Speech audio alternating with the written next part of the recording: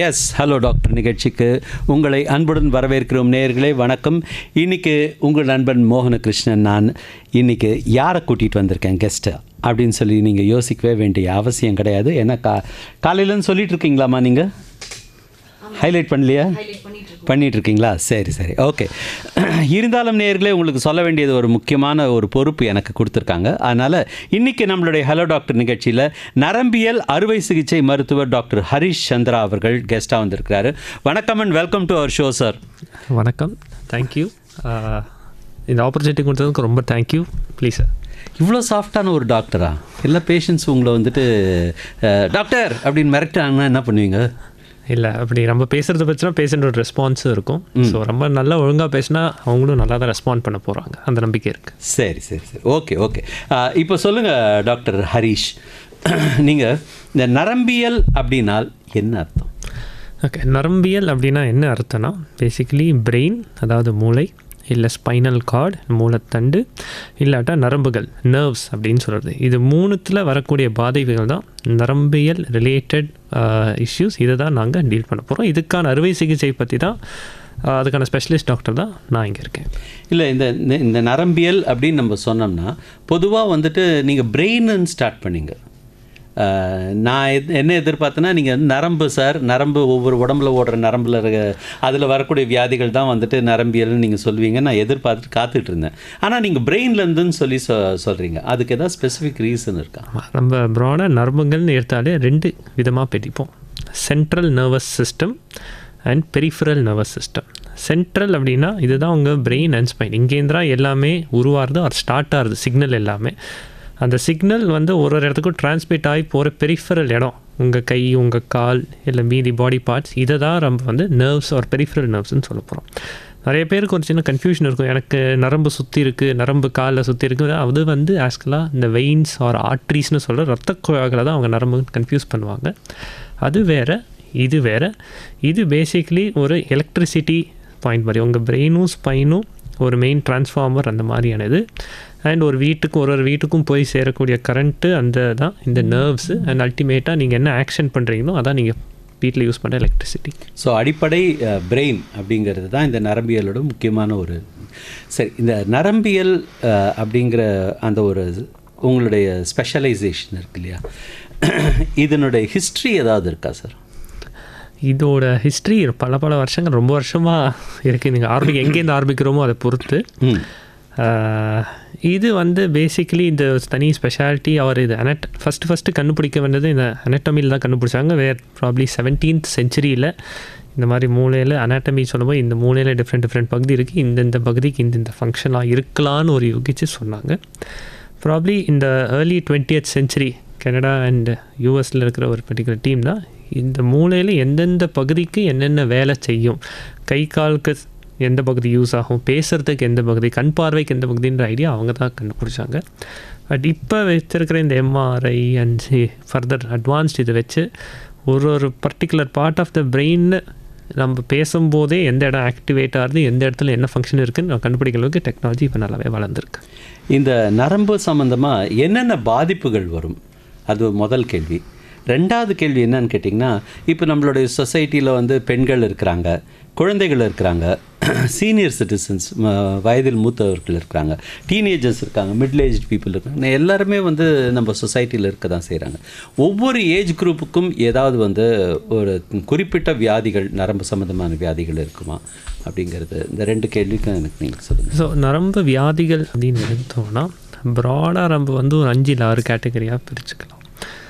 ஒன்று, ட்ராமா, அடிப்பட்டதுனால வரக்கூடிய பாதிப்புகள்.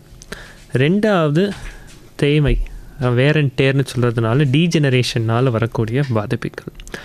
மூணாவது, இரத்த குழாயில் பிரச்சனைனால மூளைக்கு ஒரு இடத்துல பாதிப்பு வரனால ஸ்ட்ரோக் அப்படின்னு சொல்கிறது, அதனால் வரக்கூடிய பாதிப்புகள் ஒரு கேட்டகரி. நாலாவது, மூளைக்கட்டி இல்லை ஸ்பைனல் கார்டில் கட்டி இருக்குதுன்னு சொல்கிறது, அது டியூமர்ஸ் அப்படின்னு சொல்கிறது, அதனால் வருது ஒரு கேட்டகரி இருக்குது. அதை தவிர நம்ம கை கால் யூஸ் பண்ணும்போது அதோட ஃபங்க்ஷன் பாதித்ததுன்னா அதனால் ஸ்பாஸ்டிசிட்டின்னு சொல்லுவோம், இல்லை பார்க்கின்சன் சொல்லுவோம், அந்த ஃபங்க்ஷனாலிட்டி அடி வாங்கும்போது வரக்கூடிய டிசீசஸ், அது ஒரு கேட்டகரி இருக்குது. அதை தவிர வலிப்பு நோயினால் வரக்கூடிய பாதிப்பு அது ஒரு தனி கேட்டகரி இருக்குது. இது எல்லாத்தையும் தவிர குழந்தைங்களுக்கு ஸ்பெசிஃபிக்காக பிறவினால் வரக்கூடிய ஒரு சில பாதிப்புகள்னு இருக்குது. இதெல்லாம் தான் ஒரு இதுக்கு டிஃப்ரெண்ட் டைப்ஸ். இது ஒன்றுக்கும் ஒரு ஸ்பெஷாலிட்டி இருக்குது. அந்தந்த டாக்டர் அதெல்லாம் கான்சென்ட்ரேட் பண்ணி they are experts in that.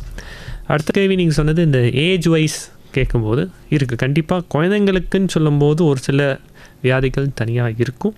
அதே மாதிரி பெரியவங்க இந்த சீனியர் சிட்டிசன்ஸ் சொல்லுவோம், அவங்களுக்கும் ஒரு சில பாதிப்புகள் தனியாக இருக்கும். ப்ளஸ் இன்னொரு ப்ராட் கேட்டகரி இந்த மிடில் ஏஜ், அது ஒர்க்கிங் கிளாஸ், அவங்களுக்கும் தனியாக இருக்கும். குழந்தைங்களை பொறுத்த வரைக்கும் முக்கியமாக பாதிப்பு வருதுங்கிறது இந்த கன்ஜினிட்டல் டிஸார்டர்ஸ் ஒரு பிறவினால் வரக்கூடிய பிரச்சனைகள். அதில் யூனிக்காக 3 விஷயம் இம்பார்ட்டண்ட்டு. ஒன்று, நீர் கோக்கிறது தலையில், ஹைட்ரோசெஃபலஸ்னு சொல்லுவோம். அது குழந்தைங்களுக்கு இன்னும் காமன் அண்ட் மோர் ஸ்பெசிஃபிக். ரெண்டாவது, மூளைத்தண்டில் வளர்ச்சிக்கான வந்த ப்ராப்ளம்ஸ். மூளைத்தண்டு ஒட்டின்னு இருக்குது, தழும்பு மாதிரி அழுத்தின்னு இருக்குன்னு சொல்லுவாங்க, டெதர்ட் கார்டு அப்படின்னு சொல்லுவோம். அது குழந்தைங்களுக்கு யூனிக்கு. அதே மாதிரி குழந்தை வளரும்போது தலையோட ஷேப் மாறும்போது அந்த தலை சின்னதாக இருக்குது இல்லை பெருசாக இருக்குதுன்னு சொல்கிறது, கிரேனியோசினாஸ்டோஸ் இல்லை மேக்ஸ், அது ஒரு கேட்டகரி. குழந்தைங்களுக்கு இது எல்லாமே யூனிக். பெரியவங்கள்னு பார்க்கும்போது இப்போ கரண்ட் சுச்சுவேஷனில் ஆல்மோஸ்ட் எல்லாருக்குமே சுகரு இல்லை பிபி இல்லை ஹார்ட் ப்ராப்ளம் ஏதாவது இருக்குது. அதனால் நிறையா பேர் இந்த ஆஸ்பிரின் இல்லை குளோபிலெட் இல்லை இந்த ரத்த கசிவு ஏற்படக்கூடிய ஒரு சில மாத்திரைகள் ஹார்ட்டுனால எடுத்துகிட்டு இருக்காங்க. இந்த மாத்திரைனால ப்ளஸ் அவங்க ஏஜ் வரும்போது ஒரு பேலன்ஸ் இஷ்யூஸ் வரும்போது அடிக்கடி கீழே விழுறதுனாலையும் ஒரு சில ப்ளீடிங் டிஸார்டர்ஸ் ஓல்ட் ஏஜில் காமனாக இருக்குது. அது தவிர இந்த டீஜெனரேஷனால் வரக்கூடியதும் அந்த ஏஜ் வரும்போது தான் அந்த டிசீசஸ் மோர் காமனாக இருக்கும். நம்ம காமனாக பார்க்கக்கூடியது கேட்பட்டிங்கன்னா அந்த அல்ஜீமர்ஸு இல்லை பார்க்கின்சன்ஸ் நோயின்னு சொல்கிறது, இல்லை ஸ்ட்ரோக்னால் வரக்கூடிய ஃபர்தர் பாதிப்பு, இது எல்லாமே இந்த ஏஜில் நல்லாயிருக்கும். இந்த மிடில் ஏஜ்னு வரக்கூடியது அவங்களுக்கு இப்போ கரண்ட்லி இந்த ஸ்ட்ரெஸ்னால் வரக்கூடியது, எது இந்த ஓல்ட் ஏஜில் வரக்கூடிய டிசீசஸ் சொல்கிறோமோ அது மிடில் ஏஜ்லேயே வருது. அதே மாதிரி குழந்தைங்களுக்கு ஒரு நல்ல ஹெல்த், நல்ல இது இம்யூன் சிஸ்டம் நல்லா இருக்கிறதுனால அந்த ஏஜில் வரக்கூடியது கூட இப்போ மிடில் ஏஜ் டீனேஜ் ஏஜில் வரக்கூடியது நிறையா பார்த்துட்டு இருக்கோம். பட் இந்த மிடில் ஏஜ் எல்லா கைண்ட் ஆஃப் டிசீஸஸ் நான் சொன்னது எல்லாமே மிடில் ஏஜில் வரக்கூடியதுதான்.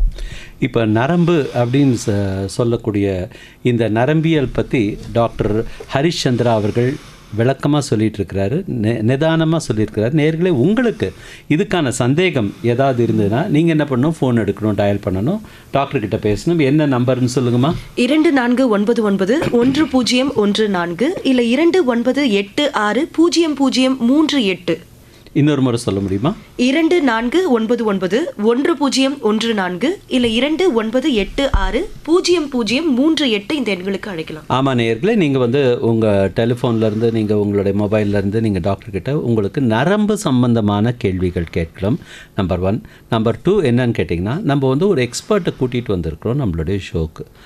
அவங்கக்கிட்ட இருந்து கருத்துக்களை நம்ம கேட்டு வாங்கிக்க வேண்டியது நம்மளுடைய கடமை. அதனால் டாக்டர் சொல்லிகிட்டு இருக்கும்போது நீங்கள் அவரை ஓவர்லேப் பண்ணி சார் அது இல்லை சார் இப்படி சார் அப்படி சார்லாம் தயவுசெய்து சொல்லக்கூடாது. இது ஒவ்வொரு ஷோலையுமே நான் சொல்லிகிட்டு இருக்கிறேன். இருந்தாலும் உங்களுக்கு சொல்ல வேண்டியது என்னுடைய பொறுப்பாக இருக்கிறதுனால நான் சொல்லிட்டேன். ஓகேவா? இப்போ முதல் நேயர் ஒருத்தர் லைனில் இருக்கிறாரு, அவர்கிட்ட பேசுவோம். வணக்கம், இது ஹலோ டாக்டர். ஹலோ. வணக்கம், பேசுங்க. வணக்கம் சார், ராஜமணி பேசுகிறேன், சித்தமல்லேருந்து. சொல்லுங்கள் சார், டாக்டர் கிட்ட பேசுங்க. சார், என் ஒய்ஃபுக்கு 42 வயசு ஆகுது. அவங்களுக்கு இந்த நடுமுதுகெலும்புலேருந்து தேய்மானம் சொல்கிறாங்க. ஆனால் இந்த கால் நேரம் ஃபுல்லாக குறைச்சிட்டு வழியா சார். அவர் நேரம் டாக்டர் பார்த்தீங்கன்னா மாத்திரை சாப்பிட்டாங்க. ஆனால் ஒரு வாரம் நல்லா இருக்குது, திருப்பி ஒரு வாரம் அதே மாதிரி ஆகுது சார். அது அதுக்கு என்னதான் காரணம் பண்ணலாம் சார்? அவங்களுக்கு வயசு 42ன்னு சொன்னீங்கல்ல சார்?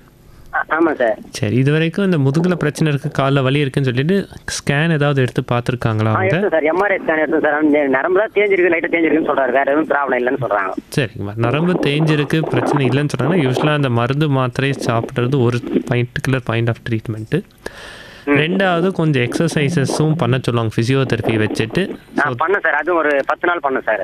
கரெக்ட், அந்த வலி குறையிற வரைக்கும் பண்ணி அதுக்கப்புறம் அதோட ஸ்டாப் பண்ணக்கூடாது, அதை கண்டினியூ பண்ணணும்னு சொல்லுவாங்க. இது எல்லாம் பண்ணிட்டும் வலி தொடர்ந்து இருக்குன்னா ப்ராபப்ளி திருப்பி அந்த டாக்டர் கிட்ட அந்த ஸ்கேனு எல்லாத்தையும் திருப்பி காமிச்சிட்டு அதுக்கு ஏதாவது அறுவை சிகிச்சை தேவைப்படுமா, இல்லை இதே மருந்தும் ஃபிசியோதெரப்பி கண்டினியூ பண்ணால் போருமான்ற முடிவை டிஸ்கஸ் பண்ண வேண்டியிருக்கும். நீங்கள் உங்கள் டாக்டர் கூட போயிட்டு திருப்பி. கேட்டுதுங்களா? நீங்கள் டாக்டர் சொன்னது கேட்டுதா உங்களுக்கு? நன்றி நன்றி நன்றி. அடுத்த காலர்கிட்ட போகலாமா? வணக்கம், இது ஹலோ டாக்டர், பேசுங்க. வணக்கம் சார், ராணிப்பேட்டை மாவட்டம் வாழைப்பந்தல் பாபு பேசுகிறேன் சார். வணக்கம் சார். இப்போ எனக்கு டாக்டர் வணக்கம் டாக்டர். சொல்லுங்கள் சார். இப்போ வந்து என் கையில் வந்து அந்த கொடி கொடியா போயிட்டு அந்த ஒரு கட்டி மாரி எழும்புது சார். அந்த நரம்பு சுத்தின்னு சொல்றாங்க. டாக்டர் கேட்டேன், அது நரம்பு சுத்தின்னு சொல்றாங்க. அது எப்படி சார், எதனால சார் வருது? இல்லை திருப்பி சொல்லுங்க, எனக்கு புரியல என்ன சொன்னாங்க. கையில வந்து அப்படியே நரம்பு சுத்த மாதிரி அப்படியே கட்டி கட்டியா இருக்குது சார். அப்படியே தொட்டு பார்த்தா கட்டி மேய்க்குது நரம்புல சுத்தி. அது டாக்டர்கிட்ட கேட்கும்போது அது நரம்பு சுத்தி கட்டி கட்டியா தான் வரும் அப்படின்றாரு. எதனால வருது சார்? உங்களுக்கு ஏதாவது அதனால தொந்தரவு இருக்கா? தொந்தரவு எதுவும் இல்லை சார். ஆனா கையில் அங்கங்க பார்த்தா அப்படியே கட்டி கட்டியா இருக்கிற மாதிரி இருக்குது. கையில் மட்டி தான் இருக்கா இல்லை உடம்புல எல்லா இடத்துலையும் இருக்கா அந்த மாதிரி? இல்ல கையில தான் சார் இருக்கு. கையில் தான் இருக்கு. ஒரு கையில் தான் இருக்கா இல்லை 2 கையிலையும் இருக்கா சார்? 2 கையில இருக்கு சார். வீட்டில் வேற யாருக்காவது இதே மாதிரி தொந்தரவு ஏதாவது இருக்கா? அதெல்லாம் இல்லை சார், யாருக்கும் கிடையாது சார். பசங்க கிடையாது, ஒய்ஃபுலாம் கூட கிடையாது. சரி, நீங்கன்னா இந்த நரம்பு சுற்றி கட்டின்னு சொல்றது ஒரு டாக்டர் ஒரு மாதிரி சொல்லுவாங்க, உங்களுக்கு புரியணும்னு ஈஸியாக இருக்கணும்னு. இது கொழுப்பு கட்டியாகவும் இருக்கலாம், இல்லை சதையில் இருக்கிற சின்ன கட்டியாகவும் இருக்கலாம், இல்லை நரம்பில் இருக்கிற கட்டியாகவும் இருக்கலாம். இது வரதுக்கான காரணம் பல விதங்கள் இருக்கலாம். அது என்ன கட்டியோ அதை பொறுத்துட்டு. இது நரம்பில் வர கட்டியாக இருக்குது, வேறு யாருக்கும் வீட்டில் இல்லை, உங்களுக்கு மட்டும்தான் இருக்குது, அதனால் பாதிப்பு இல்லைன்னா எதுவும் பயப்படவானா ஒன்றும் பண்ண தேவையில்லை. இதே வந்து அதனால் வலி இருக்குது, இல்லை பெருசாகுது, இல்லை ஏதாவது சீல் அழுக்கு எதாவது வருதுன்னா உடனே டாக்டர்கிட்ட காமிச்சிட்டு அதுக்கு என்ன வைத்தியம் அப்போ தேவையோ அதை பண்ண வேண்டியிருக்கும் நீங்கள். நன்றி சார், நன்றி. சரிங்களா, தேங்க்யூ. அடுத்த காலர்கிட்ட போகலாம். வணக்கம், இது ஹலோ டாக்டர் நிகழ்ச்சி, பேசுங்க. ஹலோ வணக்கம் சார். வணக்கம்மா. வணக்கம் சார், நான் வந்து ஒரு சீனியர் சிட்டிசன் சார். ஓகே, வணக்கம் சார், சொல்லுங்கள். ஒரு 10 இயர்ஸாக வந்து சார் இந்த கண்ணில் வந்து சென்டராக வந்து தெரிய மாட்டேங்குது, பட் மேலேயும் கீழேயும் தெரியுது. அது வந்து எந்த இதனால அப்படின்னு சொல்லிட்டு நான் வந்து டாக்டர் எக்மோர் ஐ ஹாஸ்பிட்டலில் போய் கன்சல்ட் பண்ணதுக்கு அவங்க வந்து பார்வை நரம்புகள் வந்து உங்களுக்கு வந்து கட்டாக இருக்கணும், இல்லைன்னா வீக்காக இருக்கணும் அப்படின்னு சொல்லிட்டு அதாசின் இன்ஜெக்ஷன் ஒரு 6 இன்ஜெக்ஷன் போட்டாங்க சார். அதாசின் இன்ஜெக்ஷன். ஓகே. அது வந்து அதில் வந்து அவங்க கடைசியாக என்ன சொன்னாங்க, இந்த பார்வை வந்து இனிமேல் குறையாது, பட் ஏற்கனவே போன பார்வை வராது அப்படின்னு சொன்னாங்க. அதே மாதிரி தான் கண்டினியூஸா அப்படியே தான் இருக்கு. பார்வையும் குறையல, இதுவும் குறையல. பட் பார்வை நரம்புகள் வந்து வீக் ஆகிறதுக்கு இல்லை இது பண்றதுக்கு என்ன ரீசன் இருக்குங்க? உங்களுக்கு சுகர் இல்லை பிபி ஏதாவது இருக்கா? No sugar, no BP sir. சரி, ரெண்டுமே இல்லை. இந்த கண் பார்வை யூஸ்வலாக வந்து இந்த மாதிரி இந்த பாதிப்பு வரதுக்கான காரணம் சுகர் இல்லை பிபி கண்ட்ரோல் இல்லாமல் இருந்ததுன்னா நிறையா பேருக்கு இந்த கண்ணில் நர்வ்ஸ் பாதிப்பு வரும். கண்ணில் மட்டும் இல்லை, அதே மாதிரி கால் கை வேணா பெரிஃபரலாக இருக்க வெள்ளை இடத்துலையும் வரும் இருக்குது. சுகர் பிபி இல்லாதவங்களுக்கு ப்ராப்ளி ஆட்டோ இம்யூன் காரணதாக இருக்கா இல்லை வேறு தான் இருக்கான்னு யூஸ்வலாக டெஸ்ட் பண்ணி பார்த்துருப்பாங்க. அங்கே அதை பார்த்துட்டு இதுதான் காரணம்னு தெரிஞ்சப்போ தான் இந்த அவாஸ்டின் இன்ஜெக்ஷனை கொடுப்பாங்க உங்களுக்கு. சரிங்களா? அவங்க சொன்ன மாதிரி இந்த அவாஸ்டின்ங்கிறது இது ஃபர்தராக டேமேஜ் ஆகாமல் இருக்க தடுக்கிறதுக்கே தவிர ஆன டேமேஜை ரிவர்ஸ் பண்ண முடியாது. நரம்பு பொறுத்த வரைக்கும் அது ரொம்ப சென்சிட்டிவ். எல்லாமே ஒரு வாட்டி பாதிப்பாச்சுன்னா ரிவர்ஸ் பண்ணுற வாய்ப்புகள் ரொம்ப ரொம்ப ரொம்ப ரொம்ப குறையும். அதனால் இருக்கிறத காப்பாற்றுறதுக்கு என்ன தேவையோ அதுதான் அவங்க உங்களுக்கு அட்வைஸ் பண்ணியிருப்பாங்க சார். அப்புறம் இல்லை, நான் வந்து ஐ டொனேஷன் பண்ணலாமா சார்? அது ஃபஸ்ட்டு ஒரு வாட்டி திருப்பி ஒரு ஐ செக்அப் பண்ண வேண்டியிருக்கும் அந்த டாக்டர். அண்ட் ஐ டொனேஷன் நீங்கள் சொல்லும் போது யூஸ்வலாக கார்னியான்னு சொல்கிறதெல்லாம் எடுப்பாங்க. உங்கள் முழு கண் இது பண்ணாலும் கார்னியா தான். அந்த கார்னியா நல்லா இருக்கான்னு செக் பண்ணி பார்த்துட்டு ஓகேன்னா அதுக்கு அவங்க பண்ணலாமா இல்லையான்னு முடிவு சொல்லுவாங்க கண் டாக்டர் பார்த்து. Okay okay, thank you. Thank you sir. Okay, அடுத்து இன்னொரு நேயர் லைனில் இருக்கிறாங்க. இன்றைக்கி டாக்டரை விட மாட்டேறாங்க, நேயர்கள் வந்துக்கிட்டே இருக்கிறாங்க. அடுத்த நேயர் யார் இருக்காங்கன்னு பார்ப்போம். வணக்கம், இது ஹலோ டாக்டர் நிகழ்ச்சி, பேசுங்க. இருந்து பேசுறேன் சார், சிவகுமார். வணக்கம் சிவகுமார், சொல்லுங்கள் சார். இந்த காலில் கீழே முட்டியே வருது சார், கீழே லாஸ்ட்ல. புரியல சார். இல்லை, நீங்கள் சொல்கிறது விளங்கலைங்க. என்ன சொல்கிறீங்க நீங்கள்? காலில் முட்டி மாதிரி வளருது சார், கீழே 2 கால்லையுமே, பேக் சைடில் காலில் பாதத்துக்கு மேலே. சரிங்க சார். ஓகே, எப்பத்துலேருந்து இருக்குது சார் இந்த மாதிரி இது உங்களுக்கு? இருக்கு சார். அதுக்கப்புறம் கொஞ்ச நேரம் கழிச்சு கொஞ்சம் குறையுது. அப்புறமா கழுத்து நரம்பு வலிக்கிறதுனால அது மாதிரி இருக்குமான்னு. நீங்கள் சொல்ல இந்த காலில் கட்டி மாதிரி வருதுங்கிறது உங்களுக்கு அடிப்பட்டதுனால எதாவது இருக்கா, இல்லை வந்து உங்களுக்கு வலி ஏதாவது இருக்கா, அதனால ஏதாவது தொந்தரவு இருக்கா? இல்லை சார், அது தொந்தரவு இல்லை. ஆனால் பார்த்தீங்கன்னா முட்டி மாதிரி வெளியே தெரிகிற அளவுக்கு இருக்குது சார் 2 கால்லையுமே. ஓகே, இல்லை எனக்கு நீங்கள் என்ன சொல்லுங்க கிளியராக புரியல. இது காலில் உங்களுக்கு வீக்கம் இருக்கா? வீக்கம் இல்லை சார், கட்டி மாதிரி அந்த நம்ம ஒரு காய் காய்ச்ச மாதிரி ஒரு மாதிரி இருக்கலாம் சார், கொஞ்சம் சார் இது மாதிரி அது மாதிரி இருக்கு சார். கட்டி மாதிரி இருக்கா இல்லை வந்துட்டு உங்களுக்கு வீங்கி இருக்கா, எப்படி அது? அதுவா, அது பார்த்தீங்கன்னாக்கா வந்து ரஃப்பாக இருக்குது சார் பேக் சைடில். அந்த நரம்புலேருந்து பேக் சைடில் நல்லா நடத்தான் செய்வேன். ஆனால் அது 2மே வெளியே தெரியுது சார். ப்ராப்ளி டாக்டர் யாராவது ஒரு வாட்டி ஃபுல்லாக செக் பண்ண சொல்லுங்க ஐயா. ஏன்னா எனக்கு இந்த ரேடியோவில் நீங்கள் சொல்கிறத வச்சு என்னென்னு யூகிக்கிறது கஷ்டமாக இருக்குது. ஆமா சார், அது சொல்லத்துக்கு எனக்கே தெரியல. பேக் சைடுல கரெக்டா பாதம் இருக்கு சார், குதிகால் நரம்பு அது கீழே சார், கரெக்டா அதனால. ஓகே, அது ஆணிக்கால் மாதிரி சில வாட்டி இருக்கலாம், அந்த மாதிரி சொல்கிறீங்களா? பாட்டத்தில் இல்லை சார், அதுக்கு மேலே சார் கரெக்டாக நரம்பு வரல சார். பேக் நரம்பு ஒன்று வரும்ல சார், பேக் காலில் இருந்து பேக் சைடு. ஓகே, அந்த நரம்பு அப்படியே பேக்கில் போய் கட்டிக்கின மாதிரி ஒரு நரம்பு சுற்றுன மாதிரி ஒரு 2 கால்லையுமே இருக்கு சார். ஓகே, நீங்கள் ஒரு வாட்டி பக்கத்தில் யாராவது டாக்டர்கிட்ட ஒரு வாட்டி ஃபுல்லாக காலை செக்கப் பண்ண சொல்லுங்க ஐயா. பட் நீங்கள் சொல்கிறதுக்கும் இந்த கழுத்தில் நரம்பு வலி இருக்கிறதுக்கும் சம்மந்தம் இருக்க மாதிரி இல்லை, சரிங்களா? இது காலில் இருக்கிற பிரச்சனையாக இருக்கலாம். அது கால் டாக்டரும் ஒரு வாட்டி இல்லை ஆர்த்தோ டாக்டர் யாரும் ஒரு வாட்டி செக் பண்ண சொல்லுங்கள். அப்புறம் அவங்க என்ன சொல்ல மருந்து பார்த்துட்டு என்ன பண்ணலான்னு உங்களுக்கு ஈஸியாக இருக்கும் பார்க்குறதுக்கு. சரி சார், தேங்க்ஸ். சரிங்களா? நன்றி. அடுத்த காலர் ஒருத்தர் லைனில் இருக்கார், அவர்கிட்ட பேசுவோம். வணக்கம், இது ஹலோ டாக்டர் நிகழ்ச்சி, பேசுங்க. என்னம்மா கட் பண்ணிட்டீங்க? அடுத்த லைனில் இருக்காங்களா? வணக்கம், பேசுங்க ஐயா. வணக்கம். வணக்கம் ஐயா, சொல்லுங்க. நான் மணலியிலிருந்து பிரபாகரன் பேசுறேன். சொல்லுங்க சார் பிரபாகர் சார். 2011 எனக்கு வந்து ஸ்ட்ரோக் வந்துச்சு சார். அதுல இருந்து நடக்க முடியல, கால் வலி பயங்கரமா இருக்கு. இப்போ வந்து எனக்கு வந்து சரியாயிடுச்சு, ஸ்ட்ரோக்லாம் அந்த இதெல்லாம் சரியாயிடுச்சு. ஆனால் நடக்கிறது தான் கொஞ்சம் வலி அதிகமா இருக்கு. ஓகேங்க ஐயா, இந்த ஸ்ட்ரோக்கு வந்தது உங்களுக்கு எந்த வயசுல வந்துச்சு? எனக்கு வந்து 64 வந்தது. சரி, இப்போ இந்த கால் வலின்னு நீங்கள் சொல்கிறது மூட்டு வலியாக இருக்கா இல்லை குதிக்கால் வலியாக? எந்த இடத்துல வலிக்குது ஐயா? மூட்டுல வலிக்குது ஐயா. மூட்டில் தான் வலிக்குது. சரி, ஏன்னா யூஸ்வலாக இந்த கால் ஒரு சைடு பக்கவாதம் மாதிரி வந்திருக்கு, இல்லை ஏதாவது பாதிப்பு வந்தாலே ரைட் சைடு பக்கவாதம். கரெக்ட். ஸோ அந்த ரைட் சைடு பக்கவாதம் வந்துன்னா அந்த நர்வ்ஸ் அந்த காலுக்கு சப்ளை பண்ணுற தசைகள் எல்லாமே பாதிச்சிருக்கும். முதல்ல 100% வேலை செஞ்சது ப்ராப்ளி ஸ்ட்ரோக் வந்ததுக்கப்புறம் உங்களுக்கு 70 இல்லை 80 இல்லை 90% வேலை செய்யுமே தவிர முழுசாக 100% ரெக்கவர் ஆகாது. அதனால தான் ஸ்ட்ரோக் வராமல் தடுக்கணும். அந்த 90% வேலை செய்யும் போது நீங்கள் நடக்கிற போஸ்டர், காலை எப்படி எடுத்து வைக்கிறீங்க, கால் எப்படி தூக்கி வைக்கிறீங்க, அது இவ்வளோ வருஷமாக நீங்கள் கொஞ்சம் கொஞ்சமாக அட்ஜஸ்ட் பண்ணும்போது அந்த தேய்மானம் உங்களுக்கு ஜாஸ்தியாக இருக்கும் முட்டியில். அதுதான் முக்கால்வாசி இந்த வலிக்கான காரணமாக இருக்கும். ஒரு வாட்டி ஆஸ்பிரின் தான் கண்டினியூவா சாப்பிட்டுட்டு இருக்கேன். எடுக்கணும் ஐயா, கண்டிப்பாக எடுக்கணும். திருப்பி ஸ்ட்ரோக் வராமல் தடுக்கிறதுக்கு ஒரு முக்கியமான மாத்திரை அது, கண்டிப்பாக அது எடுக்க வேண்டியிருக்கும். சரியா, அதுதான் வந்து இப்போ நடக்க முடியல, வீட்டில் இதாக இருக்க, எங்கேயும் போக முடியல.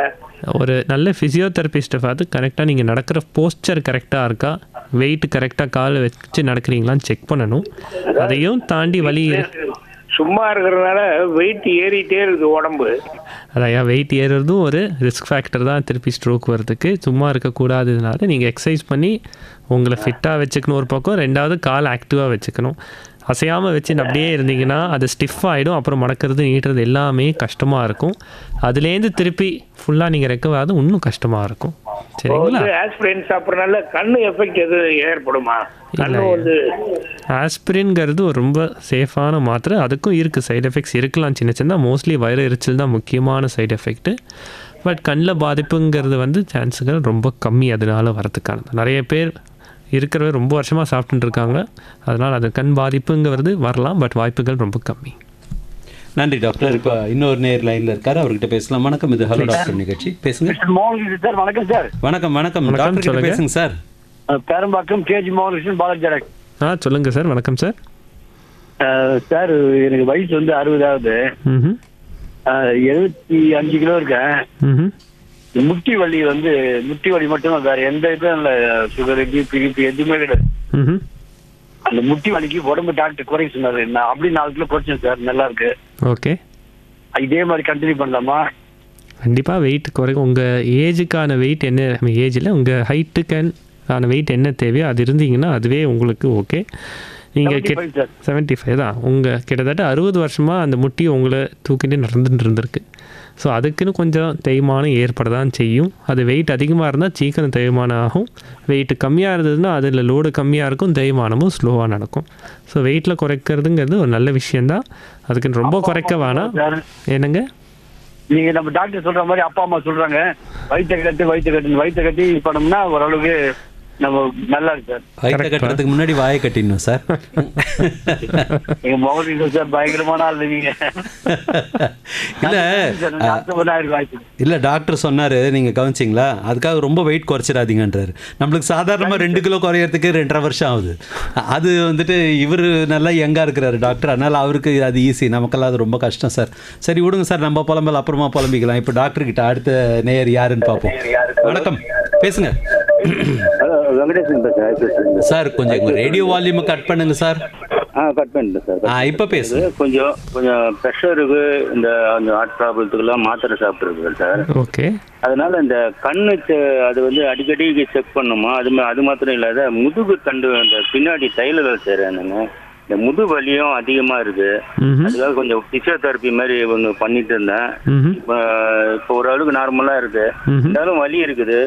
அதனால இந்த ஸ்ட்ரோக் மாரி ஏதாவது வரதுக்கு வாய்ப்பு இருக்கா, என்ன ஏதுன்னு கொஞ்சம் சொன்னீங்கன்னா ரேடியோவில் கேட்டுக்கிறேன் சார். ஓகே, தேங்க்யூங்க கேள்வி கேட்டதுக்கு. யூஸ்வலாக பிபி ஸ்மோக்கிங் பழக்கம் தான் இருக்கா? ஐயா, அதுக்கு முன்னாடி கேட்டுக்கிறேன் சார். கொஞ்சம் ரேடியோ ஆஃப் பண்ணுங்க சார்.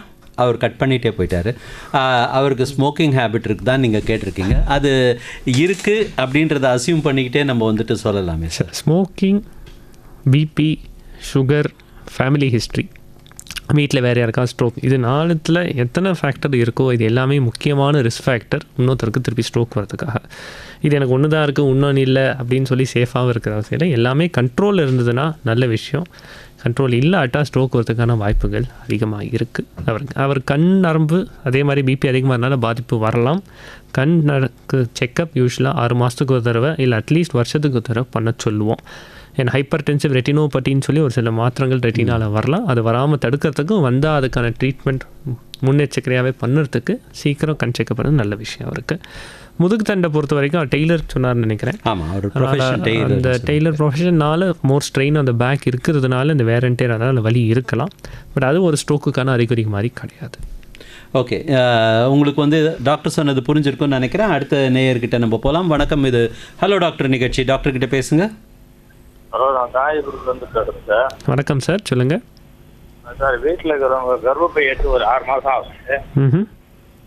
அவங்களுக்கு முதுகு வலி, முட்டி வலி ஓவராக இருக்கு சார். அதனா வாக்கிங் போகலாங்களா இல்லை டாக்டர் மூலமாக மாத்திரை எடுக்கலாங்களா?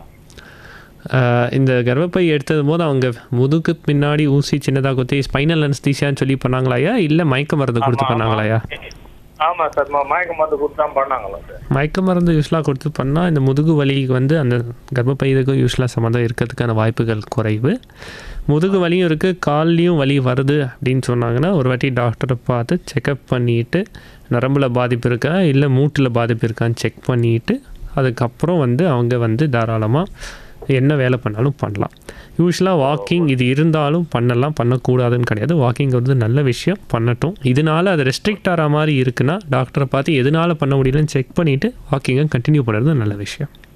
Okay sir, thank you sir. சரிங்களா, நன்றிங்க. நன்றி. அடுத்த காலர் லைனில் இருக்காருன்னு நினைக்கிறேன், அவர்கிட்ட பேசலாம். வணக்கம், இது ஹலோ டாக்டர்.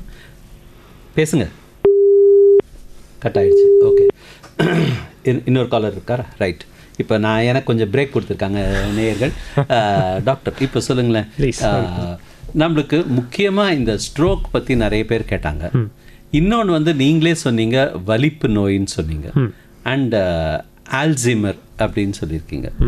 ஆக்சுவலாக இந்த நரம்பு அப்படின்னு சொன்னாலே வந்து பொதுவாக எல்லாருக்கும் விவரம் தெரிஞ்சவங்க அட்லீஸ்ட் பாதி என்ன மாதிரி அறகுறையானவங்களுக்குலாம் கூட என்ன இது 3 தான் ஞாபகம் வருது. ஏன்னா நான் அதெல்லாம் தான் எழுதிட்டு வந்தேன். இதெல்லாம் வந்து ரூட் காஸ் என்ன, இது எதனால் வருது, என்ன ஏஜ் குரூப்புக்கு இது வர்றதுக்கான வாய்ப்பு இருக்குது, அது சொல்லுங்கள். ஓகே, ஸோ ஃபஸ்ட்டு இந்த ஸ்ட்ரோக்குன்றது நீங்கள் கேட்டதுன்னா அதுலேருந்து ஆரம்பிக்கிறேன். ஸ்ட்ரோக்குங்கிறது என்ன அப்படின்னு பார்த்தீங்கன்னா, மூளைக்கு வந்து மூளை இஸ் பேசிக்லி நிறையா நரம்புங்க இருக்குது. இந்த நரம்பு எல்லாத்துக்குமே ஒரு ரத்தம் தேவைப்படும், வேலை செய்யறதுக்கு. அது மூலமாக தான் ஆக்சிஜன், நியூட்ரிஷன் எல்லாமே போகிறது. ஸோ இந்த ரத்தம் வந்து போகிறது தடைப்பட்டுச்சுன்னா எப்படி நம்ம மாரடைப்பு வரலாம், ஹார்ட்டுக்கு பிளட் ஃப்ளோ ஸ்டாப் ஆச்சுன்னா சொல்லுவோம், அதே மாதிரி இது ஒரு பிரெயின் அட்டாக்னு சொல்லுவோம். அதுதான் ஸ்ட்ரோக்குன்னு நம்ம சொல்லுவோம்.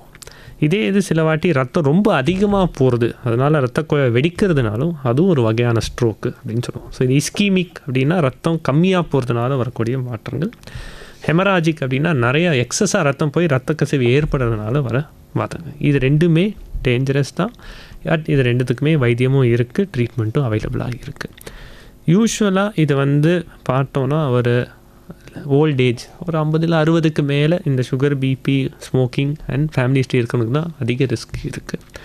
பட் ஆஃப் லேட் ரீசெண்டாக நம்ம வந்து இந்த 40 வயசுக்கு கீழே ஏற்படுறவங்களுக்கும் இது நிறையாவே பார்க்குறோம். Probably because of the lifestyle changes, நிறையா ஸ்மோக்கிங், நிறையா ஸ்ட்ரெஸ், இது எல்லாமே ஆட் பண்ணுறது இந்த விஷயத்துக்கு. ப்ளஸ் ஒரு உட்காந்து வேலை செய்கிறதுக்கான இது, வாக்கிங், எக்ஸசைஸுக்கான இது கம்மியாக இருக்குதுனால all these are increasing the risk of early age stroke also. இதே குழந்தைங்களுக்கு ஸ்ட்ரோக்குக்கான காரணம் வேறு மாதிரி இருக்கும். ப்ராப்ளி அது ரத்த குழாய் பிறவிலேருந்தே சரியாக வளர்ச்சி ஆகாதனாலையும், இல்லை வாஸ்குலர் மால்ஃபார்மேஷன் அப்படின்னு சொல்லுவோம், வளர்ச்சி மாற்றி டெவலப் ஆகிருக்குனா கூட அதனால் வரக்கணும். அதுக்கான ட்ரீட்மெண்ட்டும் செப்பரேட் டிஃப்ரெண்ட்டாக இருக்கும். நம்பர் 2 நீங்கள் கேட்டது வந்து வலிப்பு நோய். வலிப்பு நோய் அப்படின்னா என்னன்னு பார்த்தீங்கன்னா, பேசிக்கலி பிரெயின் இந்த ஃபுல்லாக நர்வ்ஸ், இந்த நர்வ்ஸ் எல்லாமே ஒரு நர்வுக்கும் இன்னொரு நர்வுக்கும் கம்யூனிகேஷன் ஹேப்பன்ஸ் த்ரூ எலக்ட்ரிசிட்டி மாதிரி. ஸோ இந்த எலக்ட்ரிசிட்டி ஒரு கான்ஸ்டண்ட்டாக ஒரு ரேட்டில் ஃப்ளோ ஆகிட்டு இருந்தால் ஆட்டோமேட்டிக்காக உங்களோட ஃபங்க்ஷன் எல்லாமே நார்மலாக இருக்கும். பட் அந்த எலக்ட்ரிசிட்டி ஜாஸ்தி பர்ஸ்ட் ஆகுது, ஷார்ட் சர்க்யூட் ஆகிற மாதிரி சொல்லுவோம் அப்படின்னா, அதுதான் ஃபிட்ஸ் அப்படின்னு நம்ம பார்க்குறது. எக்ஸஸாக அந்த இது எலக்ட்ரிசிட்டி ஆக்டிவிட்டி வரும்போது அது ஃபிட்ஸ்ன்னு மேனிஃபெஸ்ட் ஆகுதுன்னா, பேஷண்ட் ஒரு கண்ட்ரோல் இல்லாமல் அவங்களா கையசைக்கிறது, காலசைங்க, இல்லை மயக்கம் போட்டு வருது, இல்லை உடம்பு ஃபுல்லாக ஆட்டுறது, இது எல்லாமே வரக்கூடியது. ஸோ இந்த எக்ஸஸ் ஆக்டிவிட்டி ஆஃப் எலக்ட்ரிசிட்டியை கண்ட்ரோலில் பண்ணுறதுக்கு மாத்திரைங்க நிறையா இருக்குது. அது கண்ட்ரோலில் வச்சா ஆட்டோமேட்டிக்காக இந்த ஃபிட்ஸு கண்ட்ரோலில் வரும். அதில் வராத பட்சத்தில் அதுக்கான அறுவை சிகிச்சையும் தனியாக இருக்குது. 3வது நீங்கள் கேட்டது வந்து அல்சைமர்ஸ் டிசீஸ். அல்சைமர்ஸ் டிசீஸ் இப்போ இந்த லாஸ்ட் ஒரு 1 or 2 decades நிறையா பேஷண்ட்ஸ் நம்ம கண்டுபிடிக்கிறோம். இதுக்கு முன்னாடி இருந்திருக்கலாம், பட் அப்போ வந்து அது அவ்வளோ கண்டுபிடிக்க முடியல. இப்போ நிறையாவே டயக்னோஸ் பண்ணுறோம், அதனால தான் தெரிய வருது. சிம்பிளாக இது சொல்கிறது வந்து ஞாபகம் மருதி. நிறைய பேருக்கு வயசாக டே டு டே நேற்று என்ன பண்ணோம், முந்தா நேற்று யாரை சந்தித்தோம், நேற்று என்ன சாப்பிட்டோம், வெளில எங்கே போகணுங்கிறதே மறதி ஏற்படுறது. இது கொஞ்சம் கொஞ்சமாக ஜாஸ்தி ஆகும்போது அது அவங்களோட லைஃப் ஸ்டைலாக டே டு டே ஆக்டிவிட்டீஸை பாதிக்குது. அவங்களால தனியாக எங்கேயும் ஒரு வெளியில் போயிட்டு வந்து எதுவும் பண்ண முடியாத மாதிரி அது அதிகமாக சிவியராக இருக்குதுன்னு சொல்லுவோம். இது நரம்பு தேய்மானத்தினால ஏற்படுது. இது எல்லாருக்கும் வரணும் அவசியம் இல்லை. ஒரு சில பேருக்கு ஒரு சில ப்ரோட்டீன் பிரெயினில் அக்யூமுலேட் ஆகும் இந்த வேரண்ட் டீஜெனரேஷன் டைமில். அது ஜாஸ்தி அக்யூமுலேட் ஆகும்போது அவங்களுக்கு அல்சைமர்ஸாக மேனிஃபெஸ்ட் ஆக போகிறது. அதுக்கு இப்போதைக்கு ஒரு சில மருந்து மாத்திரைகள் அதை லிமிட் பண்ணுறதுக்கும் இந்த ப்ராக்ரஸை ஸ்லோ டவுன் பண்ணுறதுக்கும் இருக்கே தவிர ரிவர்ஸ் பண்ணுறதுக்கு இப்போதைக்கு எதுவும் கிடையாது. இப்போ இந்த நீங்கள் முதல்ல சொன்ன அந்த ஸ்ட்ரோக், ஓகே, அது புரிஞ்சுது. வலிப்பு நோயின்னு நீங்கள் சொல்லிட்டு இருந்தீங்களே, அதில் எனக்கு ஒரு டவுட் இருக்குது சார். அதாவது இது நம்மளுடைய சமூகத்தில் செய்யக்கூடிய ரொம்ப காலமாக நான் சின்ன வயசுல நான் பார்த்துருக்கேன். வலிப்பு வந்துருச்சுன்னா கையில் சாவி கொத்து கொடு அப்படின்னு சொல்கிறாங்க. அதை பற்றி நீங்கள் வந்து ஆஸ் அ டாக்டர் நீங்கள் வந்து பொதுமக்களுக்கு சொல்லலாமே. தேங்க்யூ சார், ஆப்பர்ச்சுனிட்டி இந்த மாதிரி கொடுத்ததுக்கு தேங்க்யூ. இதை நிறையா சினிமாவில் பார்த்தும் இந்த சீரியலில் பார்த்து நிறைய பேர் பண்ணக்கூடியது. அதனால வலிப்பு கண்ட்ரோல் ஆகுதுன்னு கேட்டிங்கன்னா கிடையாது. நேயர்களே நம்ம ஞாபகம் வச்சுக்கணும். நான் இந்த கேள்வி வந்து உங்களுக்கு எல்லாருக்காகவும் சேர்த்து தான் கேட்டேன். ஏன்னா வந்து எல்லாம் கையில் கொத்து சாவியை கொடுக்கு, கையில் இரும்பு ஏதாவது வச்சுருந்துன்னா கொடு அப்படின்வாங்க. அது தவறுன்றது டாக்டர் சொன்னால் நீங்கள் வந்து கேட்டுக்கணும் இல்லையா? தவறுன்னு நான் சொல்ல வரல, பட் அதனால அது குறைய போகிறது இல்லை. சரிங்களா? எந்த வலிப்பாக இருந்தாலும் முக்கால்வாசி 90% வலிப்பு யூஸ்வலாக இந்த 2 கை காலம் ஓதுற மாதிரி இருக்கிறது அதுவாக தானாக ஒரு ஃபியூ செகண்ட்ஸ் ஆர் மினிட்குள்ளே கண்ட்ரோல் ஆகிடும். அந்த நேரத்தில் நம்ம சாவி கொடுக்கறத வச்சு இதனால தான் கண்ட்ரோல் ஆகுதுன்னு சொல்கிறோமே தவிர அதனால கிடையாது. அதுவாக ஸ்பான்டேனியஸாக அது தன்னத்தை அதுவாக செட்டில் ஆகுதுன்னா நம்ம கவனிக்க போகிறோம்.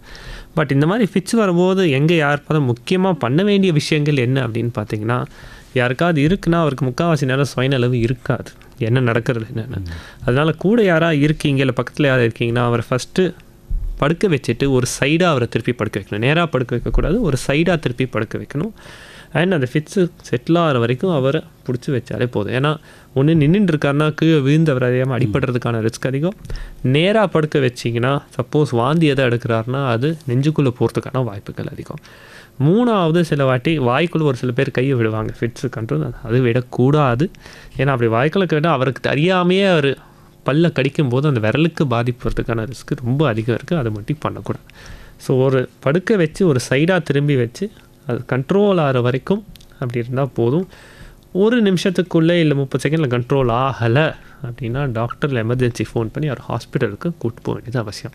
ஏன்னா அதுவாக கண்ட்ரோல் ஆகலாம், ஒரு சில மருந்துகளை கொடுத்து கண்ட்ரோல் பண்ண வேண்டியிருக்கும். அது ஹாஸ்பிட்டலில் தான் கொடுக்க முடியும். அதனால் எமர்ஜென்சிக்கு அவர் கூப்பிட்டு போகிறது ரொம்ப முக்கியம். அதில் இப்போ காலர் இருக்காங்களா? கொஞ்சம் நேரம் இருக்கட்டும் அவங்க, ஏன்னா இல்லை எனக்கு இன்னும் கொஞ்சம் டவுட் இருக்குது. இப்போ இந்த ஃபிட்ஸ் அப்படின்னு சொன்னது பிறந்த குழந்தைகளுக்கு கூட வந்து ஃபிட்ஸ் வருதுன்னு சொல்லி நான் பார்த்துருக்குறேன் சமீப காலங்களில். அது எதனால் இருக்கும் சார்? அது யூஸ்வலாக இந்த பிறந்த ஒரு ஃபியூ ஹவர்ஸ் இல்லை ஃபஸ்ட்டு ஃபியூ டேஸில் ஃபிட்ஸ் வருது அப்படின்னா பேசிக்லி இந்த சுகர் உடம்புல கம்மியாக இருக்குது, ஹைப்போகிளைசீமியான்னு சொல்லும்போதும் இல்லை கால்சியம் சத்து கம்மியாக இருக்கிறதுனாலையும் தான் காமனஸ்ட்டு காஸ் ஒருத்தருக்கு இந்த பிறந்த ஒரு சில நாட்களில் ஃபிட்ஸ் வருது. அதையும் தாண்டி இந்த 2 மாதம் 3 மாதத்தில் இல்லை ஒரு 6 மாதத்துக்குள்ளே வருது. இன்ஃபெக்ஷன் பிரெயினில் இருந்ததுன்னா குழந்தைங்களுக்கு வரதுக்கான ரிஸ்க் அதிகம் இருக்குது. இதையும் தாண்டி 3வது மூளையில் ஏதாவது கட்டி இருக்குது, இல்லை மூளையில் ஒரு சில பகுதி சரியாக வளரல அப்படின்னாலும் இந்த சின்ன வயசில் ஃபிட்ஸு வரதுக்கான இதுதான் காமனாக இந்த ஏஜில் நம்ம பார்க்கக்கூடிய ஃபிட்ஸுக்கான காரணங்கள்.